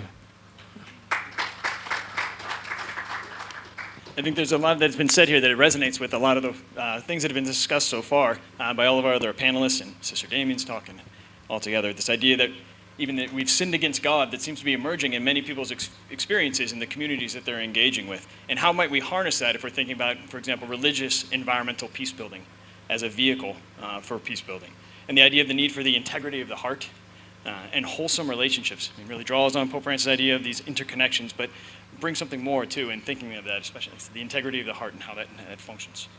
I think Goni's showing us that there is a synchronization of people and relational engagement that we need if we're going to really do peace work and have conversations. This is a way we can get to know each other and feel synchronized, even in our actions and words as you were leading us through that.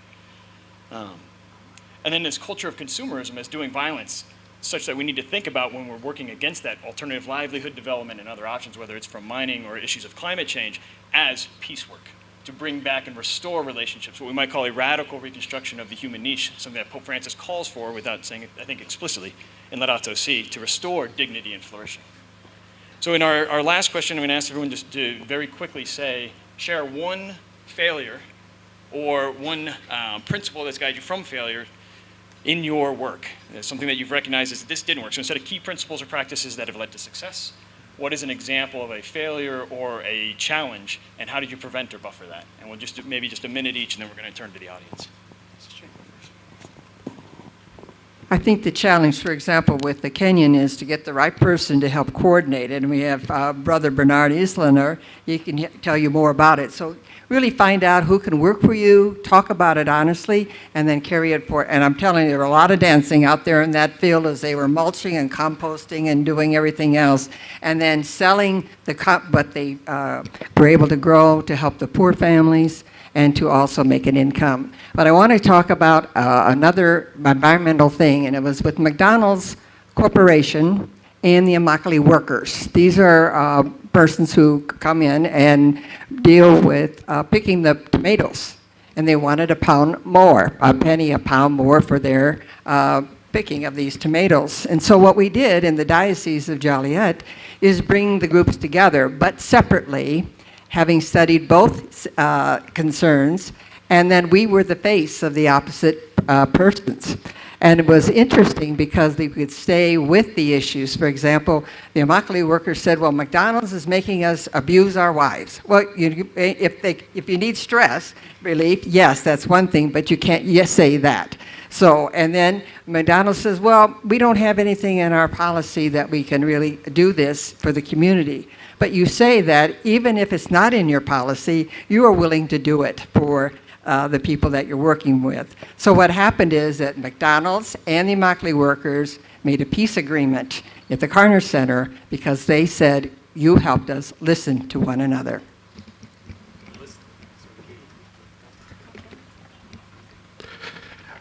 Not really a failure, but I would say it's a work in progress. That stories matter. I think part of the discourse over climate has been so much moved by data, by science, by police people, by NGO.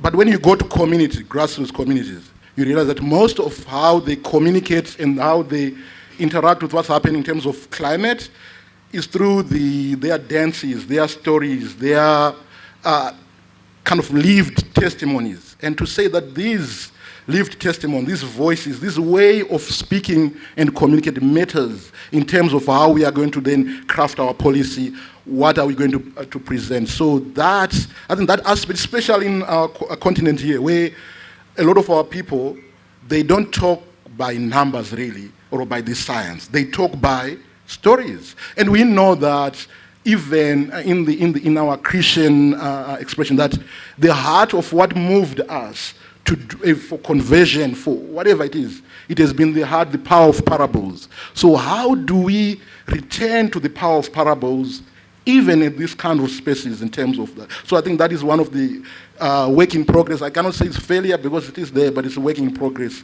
in terms of this work we are doing.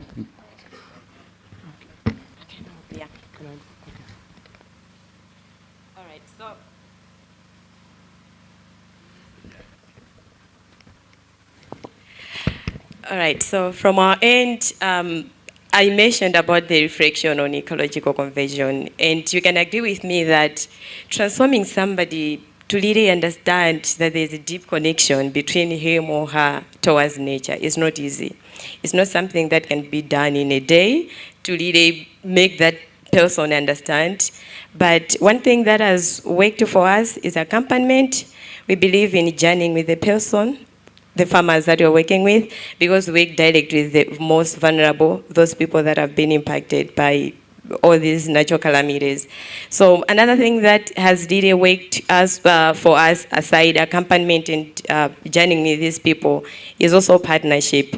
I'll give a good example on what we have done in Malawi recently. So what we did is to really translate the Laudato Si document. I know maybe it might sound crazy, but as I mentioned, we are working with the local communities. And the first language in Malawi is Chichewa. So we are working with the people that don't really understand Chichewa. So we said, how do we collaborate with the Malawi Conference of Catholic Bishops to really make our people understand what the Pope Francis is inviting us to do? So we translated that Laudato Si version. Actually, we started by simplifying it into a shorter English version, and then we translated into 2 native languages. So we have 2 native languages, and we shared them in all parishes across like Malawi. So we have the document which has been contextualized, and it's accessible and understandable by the farmers that you're working with, because if you talk to a farmer about ecological conversion, he wouldn't or she wouldn't really understand what we meant. But with this native language, the translated version provides that platform and makes the farmer to really see the actions that he can take out of that. So that has worked for us. Thank you. Yeah, in terms of practice, like I mentioned earlier, that the Catholic Bishops' Conference, and I was so pleased. I think early last month or late last month, if I'm not mistaken, Cardinal Turkson was invited by the president to come and deliver a message at the National Day for Prayer. And he was able to tell them to their faces the challenges, especially with regard to mining. And so the church is really trying to do a lot. However, the problem is implementation. I'm not overestimating by saying that Ghana has, in terms of beautifully articulated policies, they have it. Very much codified, but then implemented. And this is what I call political fraudulent statements, especially as a Nigerian, where you engage our political actors and you ask them for solutions, and they tell you the solution is in the pipeline. Until date, it seems the pipeline is clogged, nothing is moving, and so the people are impatient. It's not that they are not patient to say, I know that peace building requires patience, it requires perseverance and commitment. But when people don't see anything happening, then apathy sets in. And so this pipeline in my country, people now, the youth now went to the pipeline to blow it off since the solution is not coming, in quote. And so we have the policies, it's there. The decrees have been made by Parliament. It's about implementing it, but then it is politicized. That's the problem. Each government comes into power, campaign on trying to regulate it, they get into power, and every mouth is sealed. It's just about implementation. Thank you. And I think that hits on a really important point. When we think about peace building, peace is not an end. It is a process. It is an ongoing process that requires struggle, requires work, requires commitment constantly to obtain it and retain it. Which I think is interesting also because we've talked a lot about Laudato Si, but no one has yet said Laudate Deum, which is Pope Francis's take on whether this has been implemented or not, just like the policies you mentioned, and recognizing that broadly we'd been failing in what he had asked us to do in Laudato Si, Laudate Deum calling that out. So with that, we'd like to take questions from the audience, and you can either direct it to somebody specifically or however you'd like to share, but I would just ask, as Arthur I'm sure will remind you, for conciseness. Thanks so much. Mine is not a question, but to comment on what Sister Sheila spoke, because I'm working with her on non-violence in Kenya. The challenge which we have is committed people on the ground who could take, for example, non-violence as a vocation. For example, we are talking about 22 million young people in the schools in Kenya.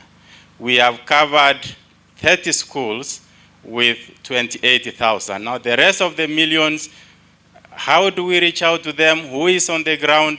You reach out to people. People are doing many things. They are committed. So the challenge is to get committed, passionate people on the ground. Thanks.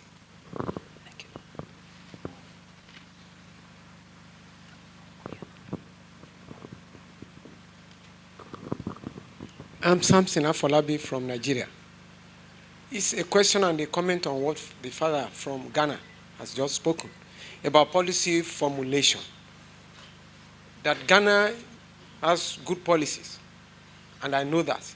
Recently on cyber security too, they discovered that in Africa, Ghana has the best policy. They do. And Nigeria has what is weaker. But Nigeria is even very poor in implementation, but Ghana was even rated higher. Yeah. Now the nexus is this. You are here. Father Jeffo is here. Many Nigerians are here. And in Africa, we have the highest number of youth population eager to do something good. In cybersecurity, the number of Yahoo boys in Nigeria is almost the highest. So through that cybersecurity, my question is this, through that cybersecurity course that a professor gave us online, almost more than 4,000 of us, including professors, we discovered that these youths have something good that they want somebody to exploit. But my challenge is this, how do we exploit this thing is the palaver matter. Start something now. The youths are doing what is not correct, give them what is right, and they are ready. So to bring it to a close, Nigeria, you are here, he's here, I'm here. Thank you. Am I to respond to that? So, not me, him. Yeah, he's going to grab a couple. Okay. Yeah, we'll grab a couple. Thank you. I'm humbled to the panelists for the best they're doing in raising their voices to say no violence and peace building. I did hear from Sister say, do no harm, the principle of most humanitarians around the globe. But our country, Uganda, is currently being faced by the influx of... To be on this palaver today. Nigerians know that in Nigeria, the word palaver means something else altogether. It actually means trouble. And yesterday when that panel of women was here saying men are the cause of all the ecological problems, men destroy and women heal, I say, yes, this is real palaver, real trouble. So now back to my points. And please, my 3 minutes starts now, okay? Forgive me for the first introduction. My work is more like a fruit of my years in ecological studies. I began my master's degree in the year 2015, July. That was just a few weeks after the publication of Laudato Si. And having read the book, or the encyclical, I fell in love with the environment. And that came in the week at the time that I was ordained in northern Nigeria. I'm from the southeast, but ordained in northern Nigeria. And the area you all know to be quite known for violence. And there was this stream, this place very close to our house, we normally go to in those days to harvest carrots. People plant carrots, cucumber, cabbage, and the rest of them, vegetables as a whole. We call them the meadows.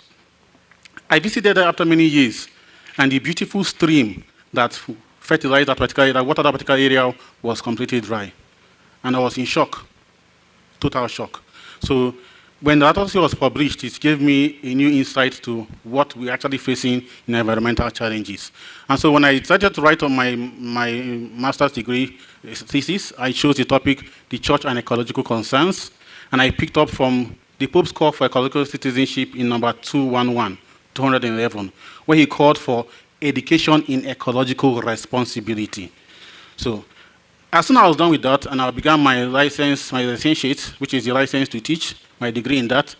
At that time, there was so much violence in northern Nigeria, especially in the area we call the North Central, aka the Middle Belt. And a lot of people were being killed.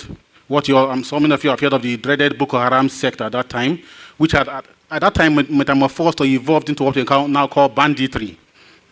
It's just different names for the same evil, okay? People were being kidnapped, people were being killed, people were being displaced from their homes. And at the same time, a scandal came out in Libya where videos emerged of people being sold out into slavery and people's organs being harvested for sale. And I asked myself, maybe we are too focused on the environment and we are forgetting the human person. And so, going through the document again, I saw where he mentioned the ecology of the human person. But because I needed that word, human ecology, I journeyed back to an encyclical written by his predecessor, Benedict XVI, Caritas in Veritate, number 51, where he said, the way humankind treats the environment influences the way he treats himself, and vice versa. He now said, when society respects human ecology, environmental ecology benefits. And I picked up that, and that was my number, the Church and Human Ecology in the light of Caritas in Veritate, number 51. Now, in my interactions with people who were displaced at that time in their different environments due to the crisis here, and especially within the Middle Belt, Benue, Plateau, Southern Kaduna. Some of you have been hearing about Benue of recent, Sister Damaris from that area. I discovered that when people are displaced and when people suffer in that way, they do not only lose their natural environment, they also lose their cultural environment. And that took me into another journey into the issues of cultural ecology. And so I journeyed back again into Laudato Si number 143, the area subtitled Cultural Ecology, where he was calling for, where he cried out, he said, apart from the patrimony of nature, there's a historic, artistic, and cultural patrimony that is likewise at threat, which is our human cultures. And he said, ecology also involves protecting the cultural treasures of humanity. And so I picked up that number and wrote, but linking it to the incarnation anyway, Incarnational Theology and Cultural Ecology in the light of Laudato Si number 143. Now, in all this, anytime I read the document, at the point they nicknamed me Laudato Si in where I was studying in the Catechism of West Africa, Port Harcourt, Nigeria, they nicknamed me Laudato Si. I only talk about ecology. I say that is, I think it's actually a good thing, isn't it? So I discovered that no matter how much I read Laudato Si, one verse kept resonating and reverberating in my mind, and that was verse 1. Praise be to you, O Lord, through our sister Mother Earth. Through our sister. And I asked myself, come, maybe that is what we are lacking. The realization that nature is our sister. That the grass is my sister. The pig is my brother. The horse is my relative. And along the line, I came up with the concept, eco-filiation. Eco-filiation means from echo, which we already know, and filiation means familial relationship, the belief that everything in nature is a brother or a sister. And I've been to the publications on that matter. In fact, if you Google, you go on and you see I've written so much on environmental concerns, and one good is that my articles are always very easy to read. So I began an education into eco-filiation, the realization that everything around you is a brother or a sister. And talking about eco-spirituality and religion, we have gone into developing a catechism for ecological pedagogy, as they call it, ecological pedagogy, where we teach young people how to love God, love their neighbor, and love their environment as well. Also, we have encouraged what we call eco-penitential services. Many people do not even know that polluting the environment is a sin.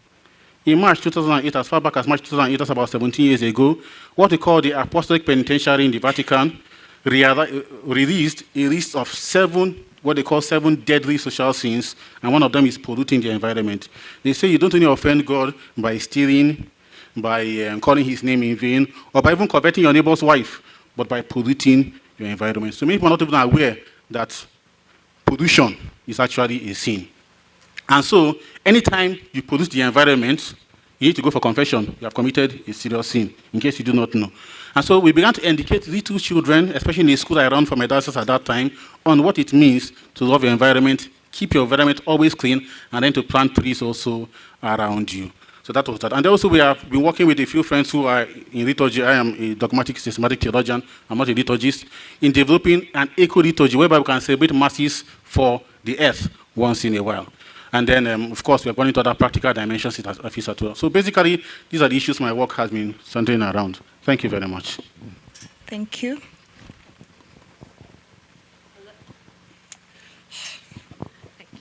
Hello, bonjour. Je m'appelle Heather Foucault-Cam. Je suis née au Canada, where I was educated in chemical physics, and I taught there science for several years.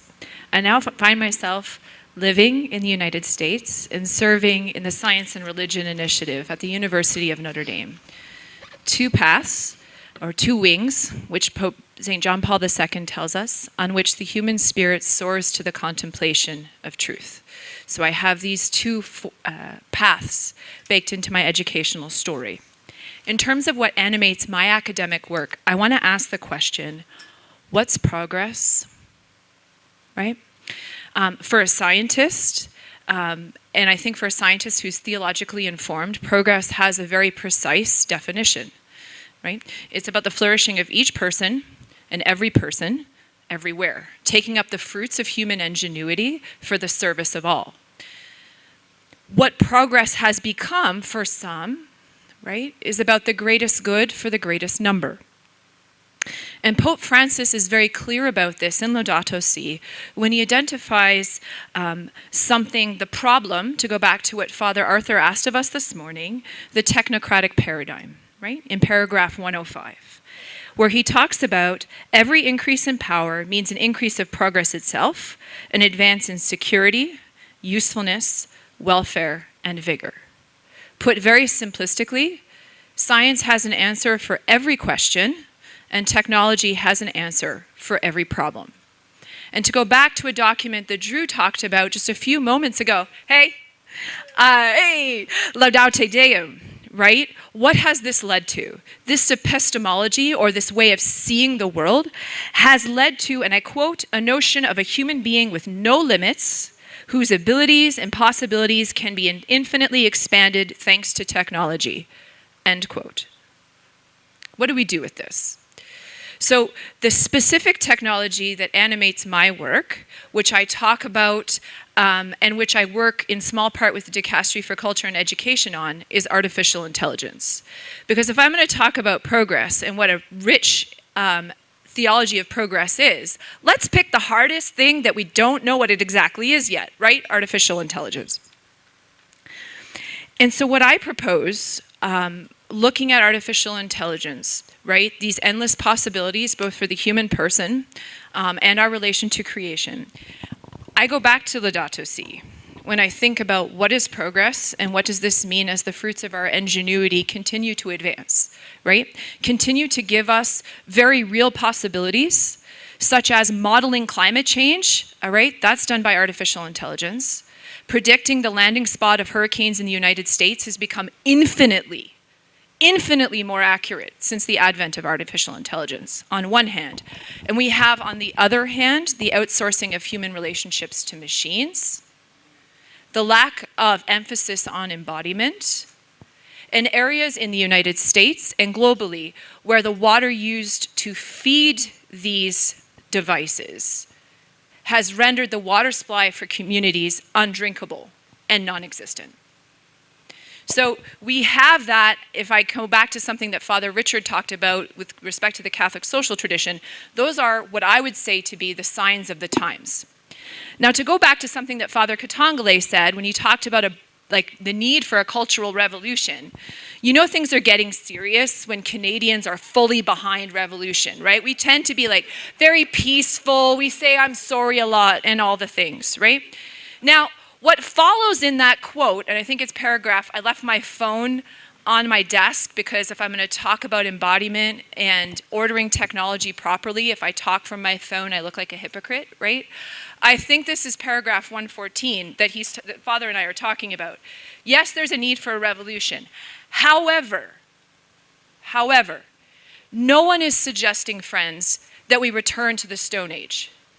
Rather, what animates my work is a representation of, and I quote, the values that have been swept away by our delusions of grandeur.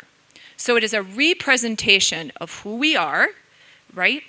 Pope Leo talks about the eclipse of humanity by technology. It's a representation of who we are and a consideration of how the fruits of our ingenuity can help support the flourishing of each person and every person. And the three things that Pope Francis placed the seeds for in Laudato Si, which are taken up in Laudate Deum, which are taken up in Antiqua Nova, and which we see taken up already in the pontificate of Leo XIV, are three things.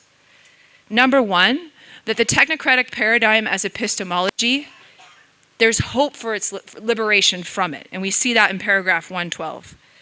Number two, and I say this to you as someone who was initially trained in the sciences, that there needs to be an openness to categories which transcend the language of mathematics and biology and which takes us to the heart of what it means to be human.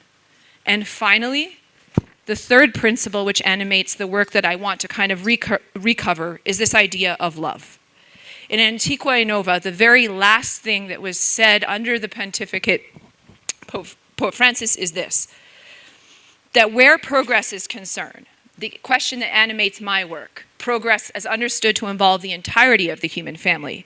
That what constitutes progress? Answering that question should be done with the understanding that technological progress, whether it is the atom splitting, whether it was CRISPR and genetic engineering, whether it's AI, is part of God's plan for creation. We are to be stewards of these things too.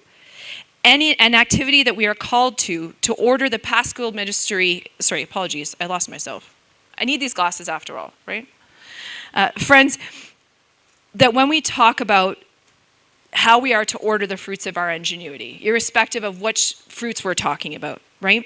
That what we are gifted in the tradition is the means to order this to the paschal mystery of Jesus Christ, right? Yes, that involves caring for the earth, but it also involves how we answer the question about what we do with technology, right? And order it to what? Remember what I said at the beginning, that I'm both a theologian and a scientist, two wings on which the human spirit soars to the contemplation of truth. And it is, friends, and I quote from Antiqua Nova, that very same search for truth and goodness and beauty that must be at the heart of how we view technological progress in relation to our common home and in relationship to each other. Thank you.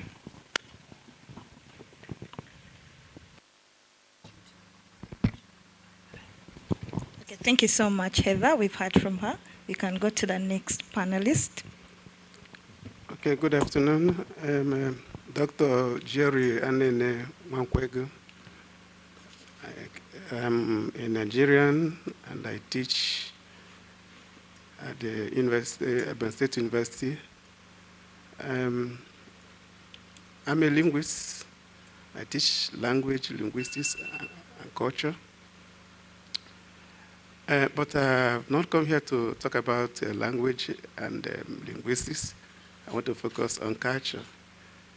I'm working on, I've worked on the sacred earth in Igbo cosmology, the lessons for environmental ethics and policy. And I've just put it in everyday language. The earth is crying, and everything on earth are crying as well. And why are we crying? The men are crying, the animals are crying, the women are crying, everybody is crying. Why? Because in our typical African way, we have walked from solutions to problems. Very paradoxical or ironic. We had solutions to the environmental crisis we're facing today, especially in our Igbo society. We have cultural practices, values, beliefs that are meant to set orders, to set boundaries, to protect the environment. But because there is a civilization, or rather westernization, that made everything our forefathers had put in place to be seen as witchcrafts, as evil. We walked away from all those things, and today we are crying, looking for solutions that we left years back. In the Igbo society, especially in the communities, the Iji and the Ikwo, where I collected my data, there are forests where you don't enter. They are called evil forests. These are the places where evil men, evil people, when they die, when the earth as a deity identifies that this person died because of his or her evil, they are taken to that forest. And that forest is not, there's no logging there, there's no farming, there's no hunting, nothing. Though we say it's evil forest, but it is a way of protecting that as a reserve. There's also, there are other forests that we can go in, but you don't just walk into the forest and begin to log, to cut down trees, to begin to hunt. There is a community enforced order as to when to enter the forest and what to kill and what not to kill. We have a system that guides what the animals we kill and the animals we don't kill. Maybe they are a kind of culturally embedded in what they call idolatry, because some people worship or they say they revere snake. They don't kill certain species of snake. They revere certain animals. But all these are not just, we are not worshiping them. Or they don't. You know, I am a traditional man, a Christian, a Catholic. But I want to say that so much has gone wrong. And thanks the Catholic Church, because in my place, the Catholic is the only, happens to be the only Christian organization or denomination that respects our culture to some extent. But some people, I mean, those in Jesus Enterprises and whatever are not taking it at all. Everything that has to do with the village is evil. And because of that, everything about our system has been destroyed. And today, we have a system where we don't know the boundaries of. We have a system in our agricultural planning. We have land rotation where we set out where to plant so that those, because everybody is not into crop farming. Some people are animal rearers or husbanders. So we have to set it in such a way that while those who are into crop do their farming, there is another place for rearing the animal, and there is another place for hunters. But today, it's mixed up, and that's why, that's part of the crisis we're having in Nigeria. And this is more so in the southeast, in Igbo, where I come from. The Yorubas are better, because even in Lagos, when I was in Lagos, there are some areas, even in the center of Lagos Island, there are places where you don't go. You see them circulated. But in our own case, no. I did a paper, a presentation last month about what mining has done. I am an adult orphan. I don't have a mother. I don't have a father. They are dead. I don't have my grandmother, grandfather, nothing. But that's not, I mean, I've got used to that. But what I don't know how to come to terms with is that where my mother, my father, my grandparents were buried is no more because of mining. That's terrible. So I don't know, I can recover so many other things. I have acquired many mothers, but that one mother whom I had no choice to choose, that one father I had no choice to choose, I can't trace them. We don't lay flowers in our father's grave or our parents' grave. What we do is we give them food once in a year. We call it otutara. And I asked, supposing now this, because some people say it's superstitious, but supposing if I didn't do this, or those who still do, if they don't do it, what do you think will happen to them? You have a second. It could be spiritual crisis. So we had a system that protects us spiritually and physically, environmentally, but we have destroyed it. So now we are just, my work is about how can we integrate these cultural and spiritual aspects of our life into a policy, an environmental policy and ethics that will work for everybody. While we don't go back to the Stone Age to do what our forebears, our grandparents were doing, we can modernize the system in such a way that there will be modernity and there will be our cultural aspects to lean back on when we are spiritually challenged. Thank you. Thank you so much. The rest of the people, let's try to keep time. So I have 3 minutes.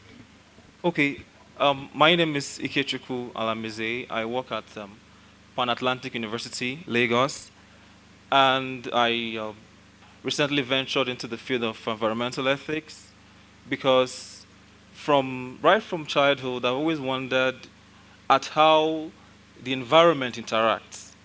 Because I've always wondered at, in some places or some communities, I don't know if there's some sort of subtle agreement between the humans and the animals, such that when they give regard to some animals, the animals tend to reciprocate it, such that if we decide as a community not to harm such animals, the animals in turn do not harm members of that community.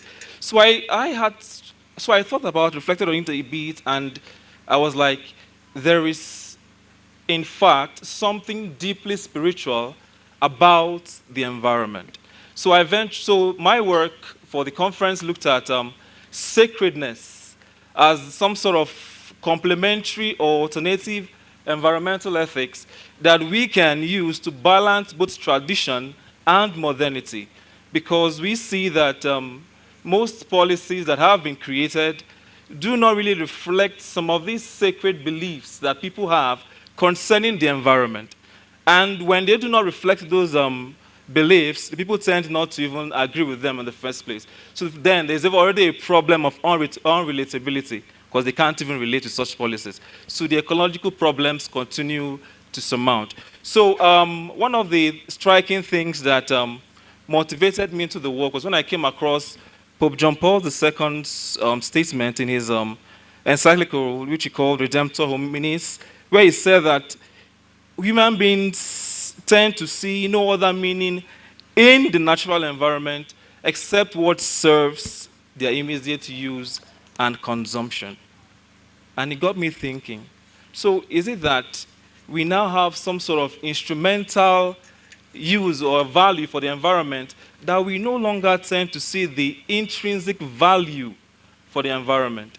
Because when we talk about the environment, some people tend to think of the environment merely on the physical basis, that, oh, the environment is just what we see around us.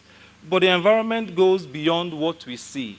It encapsulates both the spiritual environment, the physical environment, the social environment, and even the moral environment. So in African, so I looked at it from the perspective of the African metaphysics or the African worldview. In Africa, we believe, I think some of our friends here, my brothers can agree with me, that there is a relationship between the metaphysical order, the moral order, and the social order, such that if someone contravenes the metaphysical order, it flows down consequently on the moral order and the social order.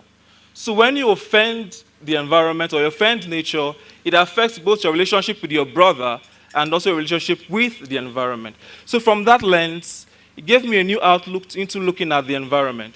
And then when I came across the Laudato Si document and what Pope Francis's call, it just resonates quickly with me, such that the very essence of Laudato Si is the very essence of African metaphysics, which is simply, in one word, interconnectedness.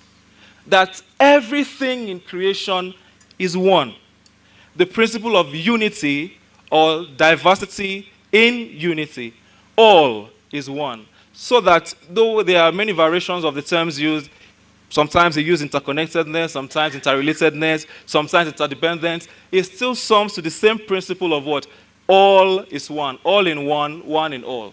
And then looking at it from a bit of a theological sense, the environment, we believe, as Christians, God created the environment. And then, therefore, it follows that the environment shares in the divinity of God. Or that very fact makes the environment a sacred thing that we don't just see for our consumption or for our instrumental use. So some of these things influenced me to going into the research. And then my question was simple. What some of these traditional communities, what are the practices that they implemented to protect the environment such that it helped them or it created a sort of harmony or balance in nature. And then also to look at to understand some spiritual and cultural beliefs. So I did a bit of going into different communities to understand what they hold sacred and what they don't hold sacred. From one personal experience, in my community, we used to hold the tortoise as sacred when I was quite younger. And now that I'm a bit older, not so old, when I go back there, I rarely see any of those things. And I'm like, but all those tortoises, we thought they were sacred. What happened? Modernity, civilization has eroded those cultures. And the consequence is that it leads to some sort of cultural loss and also a loss of heritage, or referred as cultural erosion. So these things are very important to keep in mind. And African metaphysics is so beautiful that it leverages on four legs. One of the first leg is cyclicality. That everything, the cyclical nature of life, I think in Lankin they call it the cycle of life, that one can be a human being today, probably your next life, you're something else. So you should regard everything in nature with deep reverence and respect. That's for cyclicality. It also talks about duality in nature, that everything in nature exists on a dual framework. There is light and darkness, there's tall and short. So duality exists in nature, and that duality must be respected because they are all connected in a single unifying principle. It also talks about interconnectedness and also complementarity, that one principle complements the other, such that there's some sort of ecological and harmonious relationship amongst all things that exists in nature. And all this helps to preserve our natural environment for future generations. So looking at it from that lens, I tend to see that one must not, like if we lose sight of that sacredness or that spirituality that the environment has in itself, the intrinsic value of the environment, then we are now left with whatever actions we can. So the consequence is now the ecological violence or the inordinate use of the environment. But if we keep to that world view of seeing the sacredness in things, then we can begin to talk more and advance the ecological hospitality, where we see everything as an extension of ourselves, and not just for their instrumental value. So that is really the basis of my work. So as we converse further, I can share some other experiences from the local communities and things that they hold sacred and how those things influence their lives to date. Thank you very much. Okay, thank you so much, Ekechukwu. We can go to Elon. I don't know if you want to use this.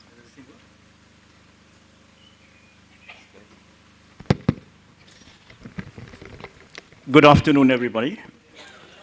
My name is Rashid Omar. I am from South Africa. I'm associate teaching professor and a research scholar of Islamic studies and peace building at the Kroc Institute for International Peace Studies, which is part of the Keough School for Global Affairs at the University of Notre Dame. My input is an expansion of a blog piece that I wrote shortly after Laudato Si emerged, a Muslim response to Laudato Si. It can be found online if you just Google my name and Laudato Si. I'm trying to expand it into a full chapter.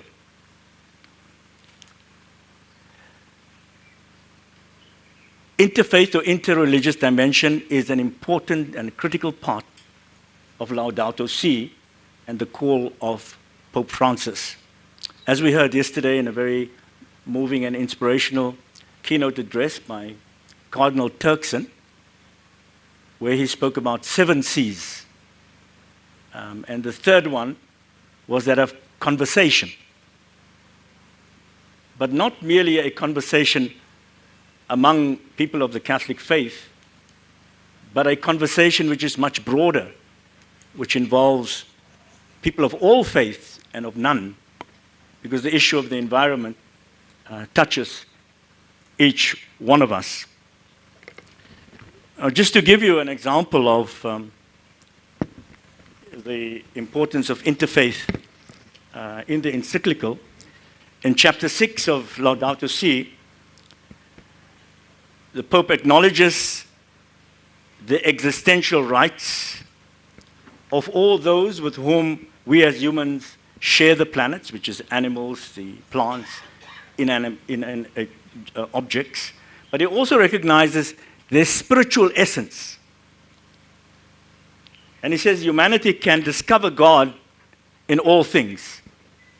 And in fact, to justify his theological position, which is very unique, he quotes a 9th century Muslim mystic by the name of Amr ibn al-Khas. You can find it at footnote 159. And this is, of course, part of the legacy of Pope Francis, not only located in Laudato Si, you can find it in Fratelli Tutti, you can find it in his entire mission. So we can see the importance of interfaith. So I'm trying to say that, you know, we need to do more, not only in terms of conversations, but interfaith action. That this issue of the environment, you know, doesn't only require us to do things on our own, but to do things together.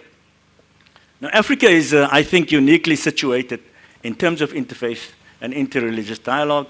There are 4 kinds of dialogue. We have the dialogue of life, where people just live together as neighbors. And in Africa, this is very unique. You know, you can see it in Uganda. You know, all along you see mosques and churches all just coexisting peacefully. You can find it even in an African family, where someone is a Catholic, another person is a Muslim, and someone else is, you know, follower of African traditional religion and cosmology. So it's, you know, we have the second kind of dialogue is that of the dialogue of theology, which I think we can do much better about, especially in terms of developing an interfaith eco-theology, which, you know, looks at our theologies much more deeper. And I think Pope Francis, by quoting Amr ibn Khas, is in fact showing us the way.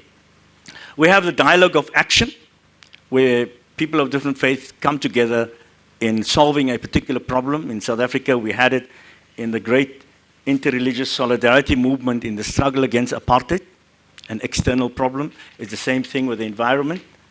But then we also have a very special kind of dialogue, which is called the dialogue of spirituality.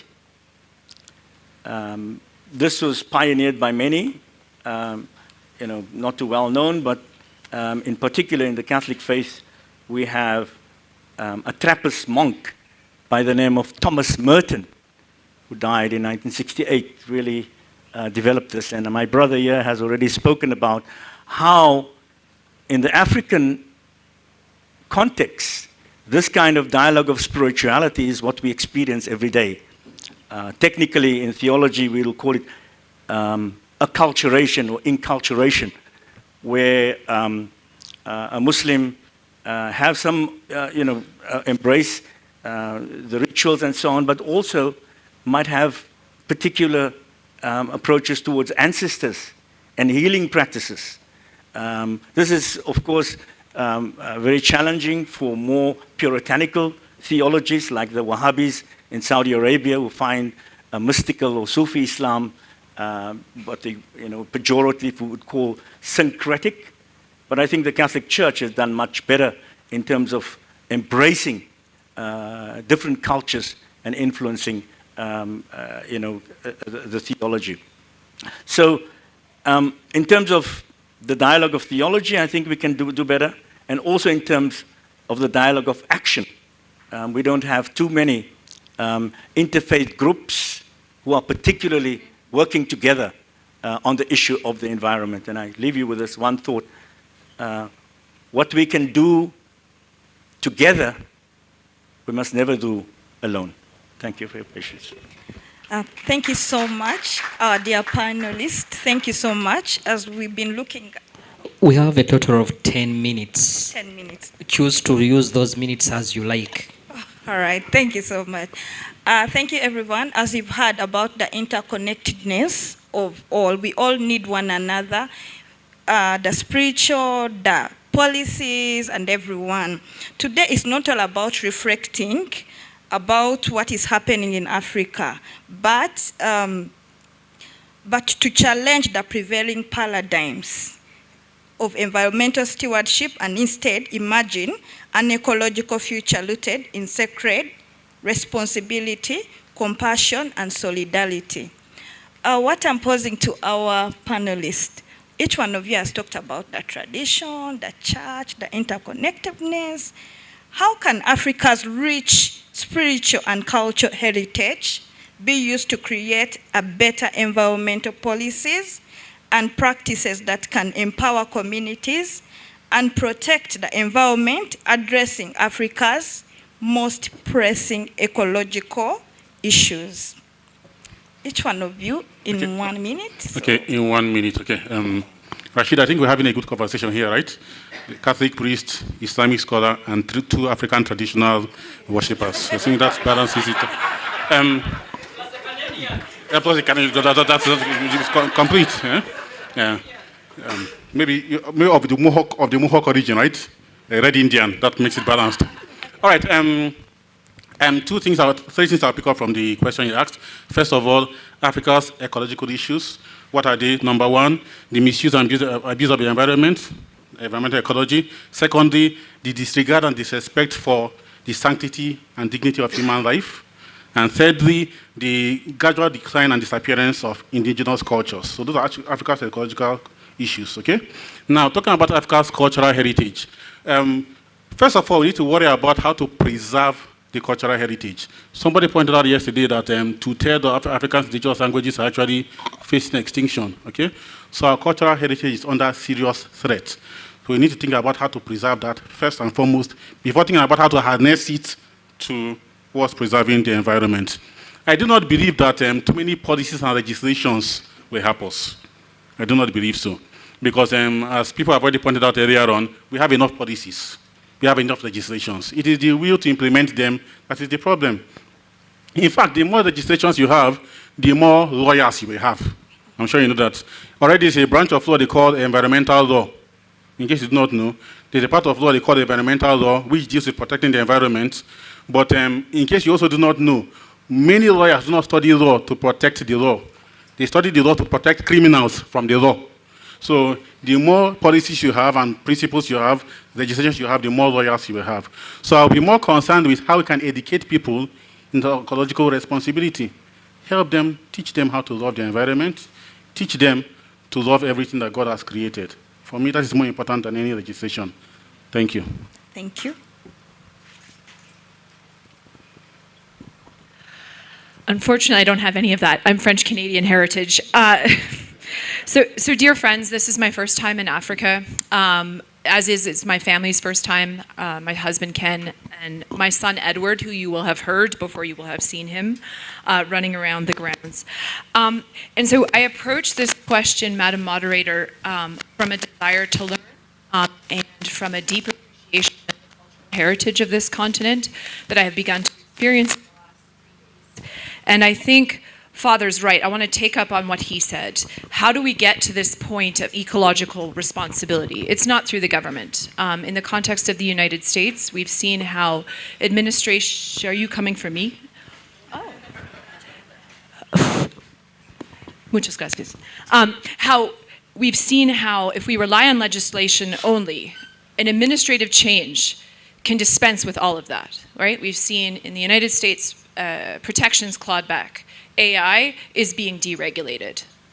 All right. So to go back to what Father finished with, how can we cultivate this ecological responsibility? I would pin it on two things. One, education, and we've seen how that can work as we have observed BLI. And two, one of the C's that His Eminence mentioned yesterday, and that is cooperation. And that goes back to what my brother said to conclude his opening remarks, right? We shouldn't be doing alone what we can do together. And this requires an effort both within countries, both within continents, and an effort that spans continents as well. So education and cooperation as we approach instantiating this ecological responsibility is where I would start. Thank you. Thank you so much.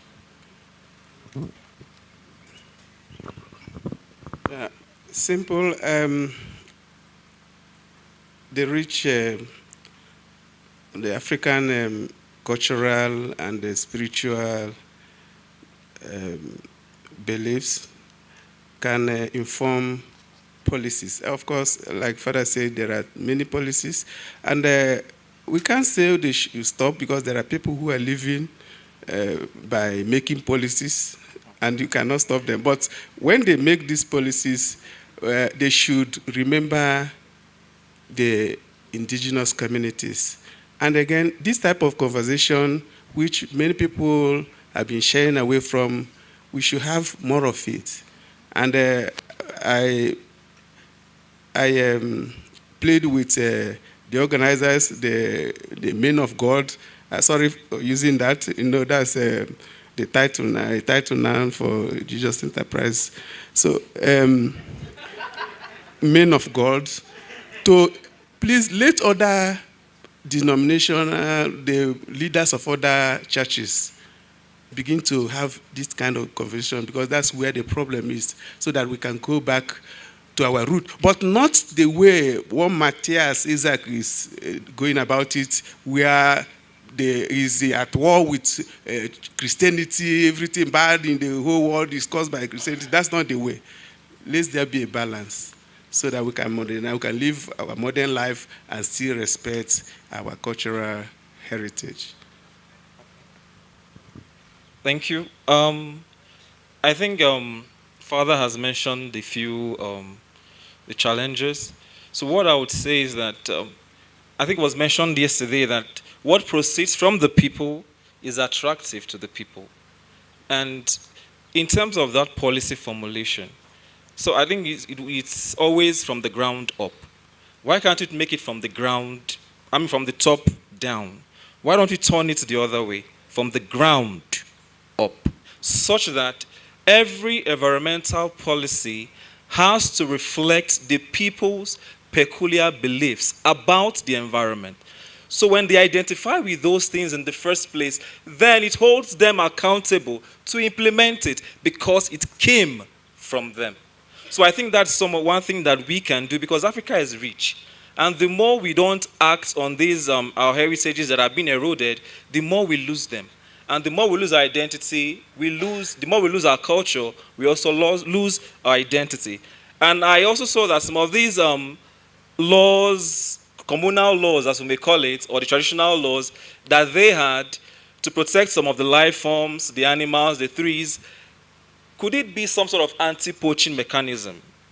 Because in my village, I don't find tortoises anymore. Could it be that it has been poached away, that we can't find them anymore? So there are some sort of ecological underpinnings behind most of these traditions and beliefs. So I think it's also very important. And I think one of the key things is taking responsibility. So it could be responsibility as in response to the activities on the environment, or responding to your activity on the environment. And something funny with my country is that people believe, or people say that living in the past is even better than living in the present. That the way it was then was so much better than it was now. And I want to leave us with a question. Can we go back to being villagers? I think we can reflect on that. If the village is that kind of setting that we had ecological harmony and we could relate well, can we recreate, as Heather mentioned, more like take the lessons from the past and make them visibly present in the future? I think that will help us advance our ecological activism. Thank you. Thank you very much. Instead of speaking in the abstract, It's done? So instead of providing an abstract response to the question, I think we all agree that Africa has wonderful cultural and spiritual resources, but how do we harness it? How do we concretely enact it? And I think we are deeply inspired by the Bethany Land Institute. This is, I think, a world-class example of how we can actualize what we are speaking about. So commendations to those who started it. I know it's not easy, but it's a real wonderful source of inspiration which should be marketed all over the world to show what can be done and how it can be enacted. I want to then conclude with a second abstract example. Shortly after the publication of Laudato Si in around June 2015, now it could be quite coincidental. Some of us, like me, might believe in divine providence. A month later, the African Union started a 10-year program, and it ends this year, 2015 to 2025, and it's going to happen tomorrow, July the 25th. It's called Africa Day of Seas and Oceans. It is an attempt to protect our marine heritage, conservation of our seas, and resist the extractive overfishing and pollution of our oceans. And as you know, this is a huge resource as well. The African continent has 3 seas on top, but especially the ones I live in, the Atlantic Ocean and the Indian Ocean. So I live where both those oceans meet, in the city of Cape Town, where the Atlantic and the Indian Ocean meets. And I'm really encouraged by this African Day of Seas and Oceans, which we are commemorating tomorrow. Please look out for it. Thank you very much. Thank you so much, everyone. From what I'm picking from there, we have to educate people, and then we have to begin from the bottom up. And change begins with you and me. In Laudato Si 118, there can never be renewal of our relationship with nature without a renewal of humanity itself. Therefore, Laudato Si invites us not just technical solutions. We can have all the technical solutions here, but to a cultural and spiritual transformation. Thank you very much. Now it's open to the audience. Cultural, technical, oh my goodness, and technological AI. Who has a question about AI and how that integrates in integral ecology? Gabriel, at lunchtime, sit next to Heather. Please, please, actually march with her out of here at lunch and get her a question. Who has a question for Father here about his work in spirituality and ethics and moral theology and integral ecology? Yes, someone does. And all the other panelists.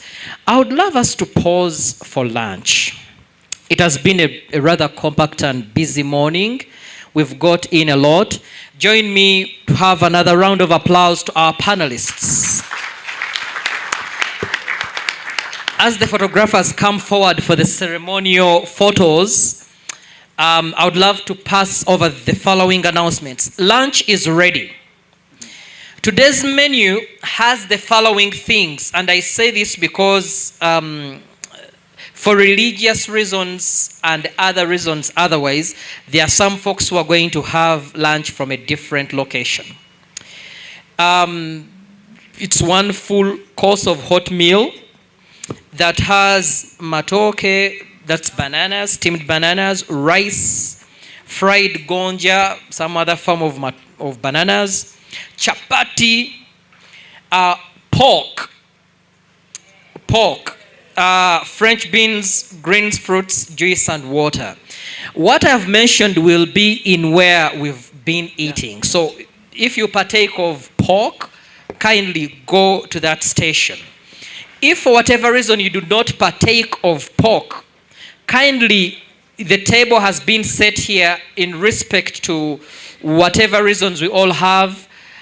Instead of joining the others at that table, all other foods will be available at a table that has been set out here for you. And you will have chicken or fish, as far as I know. For those who don't take pork, can someone have both? No. You wait for dinner if you want to have both. Wait for dinner. After lunch at exactly 2:15, our 3 friends for each group are going to return. Those who have number 1, where are you? Number ones are going to Mary's demonstration farm. Yesterday you were in the forest. Today you are going to Mary's demonstration farm. You will be with Simon, you will be with Michael, and you will be with Matthew, if I'm not mistaken. Number twos, you will go to Lazarus Forest and you will be with Derek, you will be with Calvin, and you will be with Matthew. Oh, Matthew is the forest. So who's the Mary's? Someone. Frank. Okay. We will meet back here at 4 p.m. We'll meet back here at 4 p.m. after lunch, after the walk, and after tea. The walk begins at 2:15. Father Jeff is going to lead us in the grace before meals.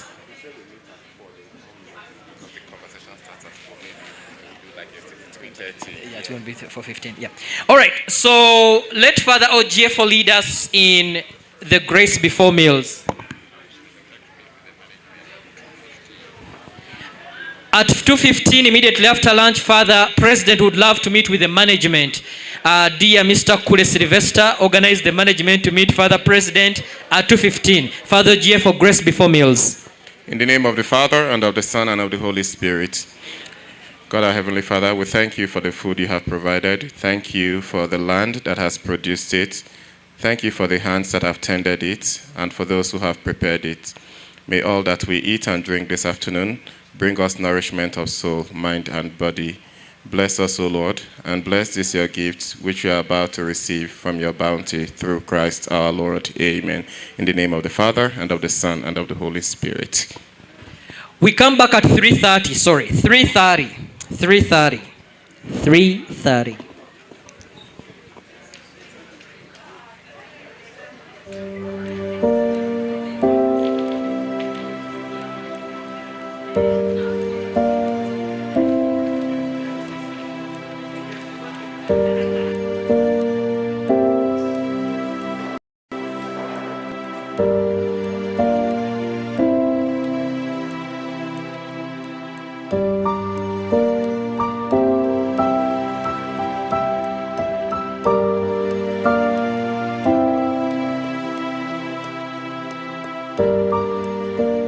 In the heart of Uganda, in Luwero district, where the land still bears the weight of past tragedy and the name itself evokes both pain and resilience from a brutal civil war that claimed tens of thousands of lives, displaced families,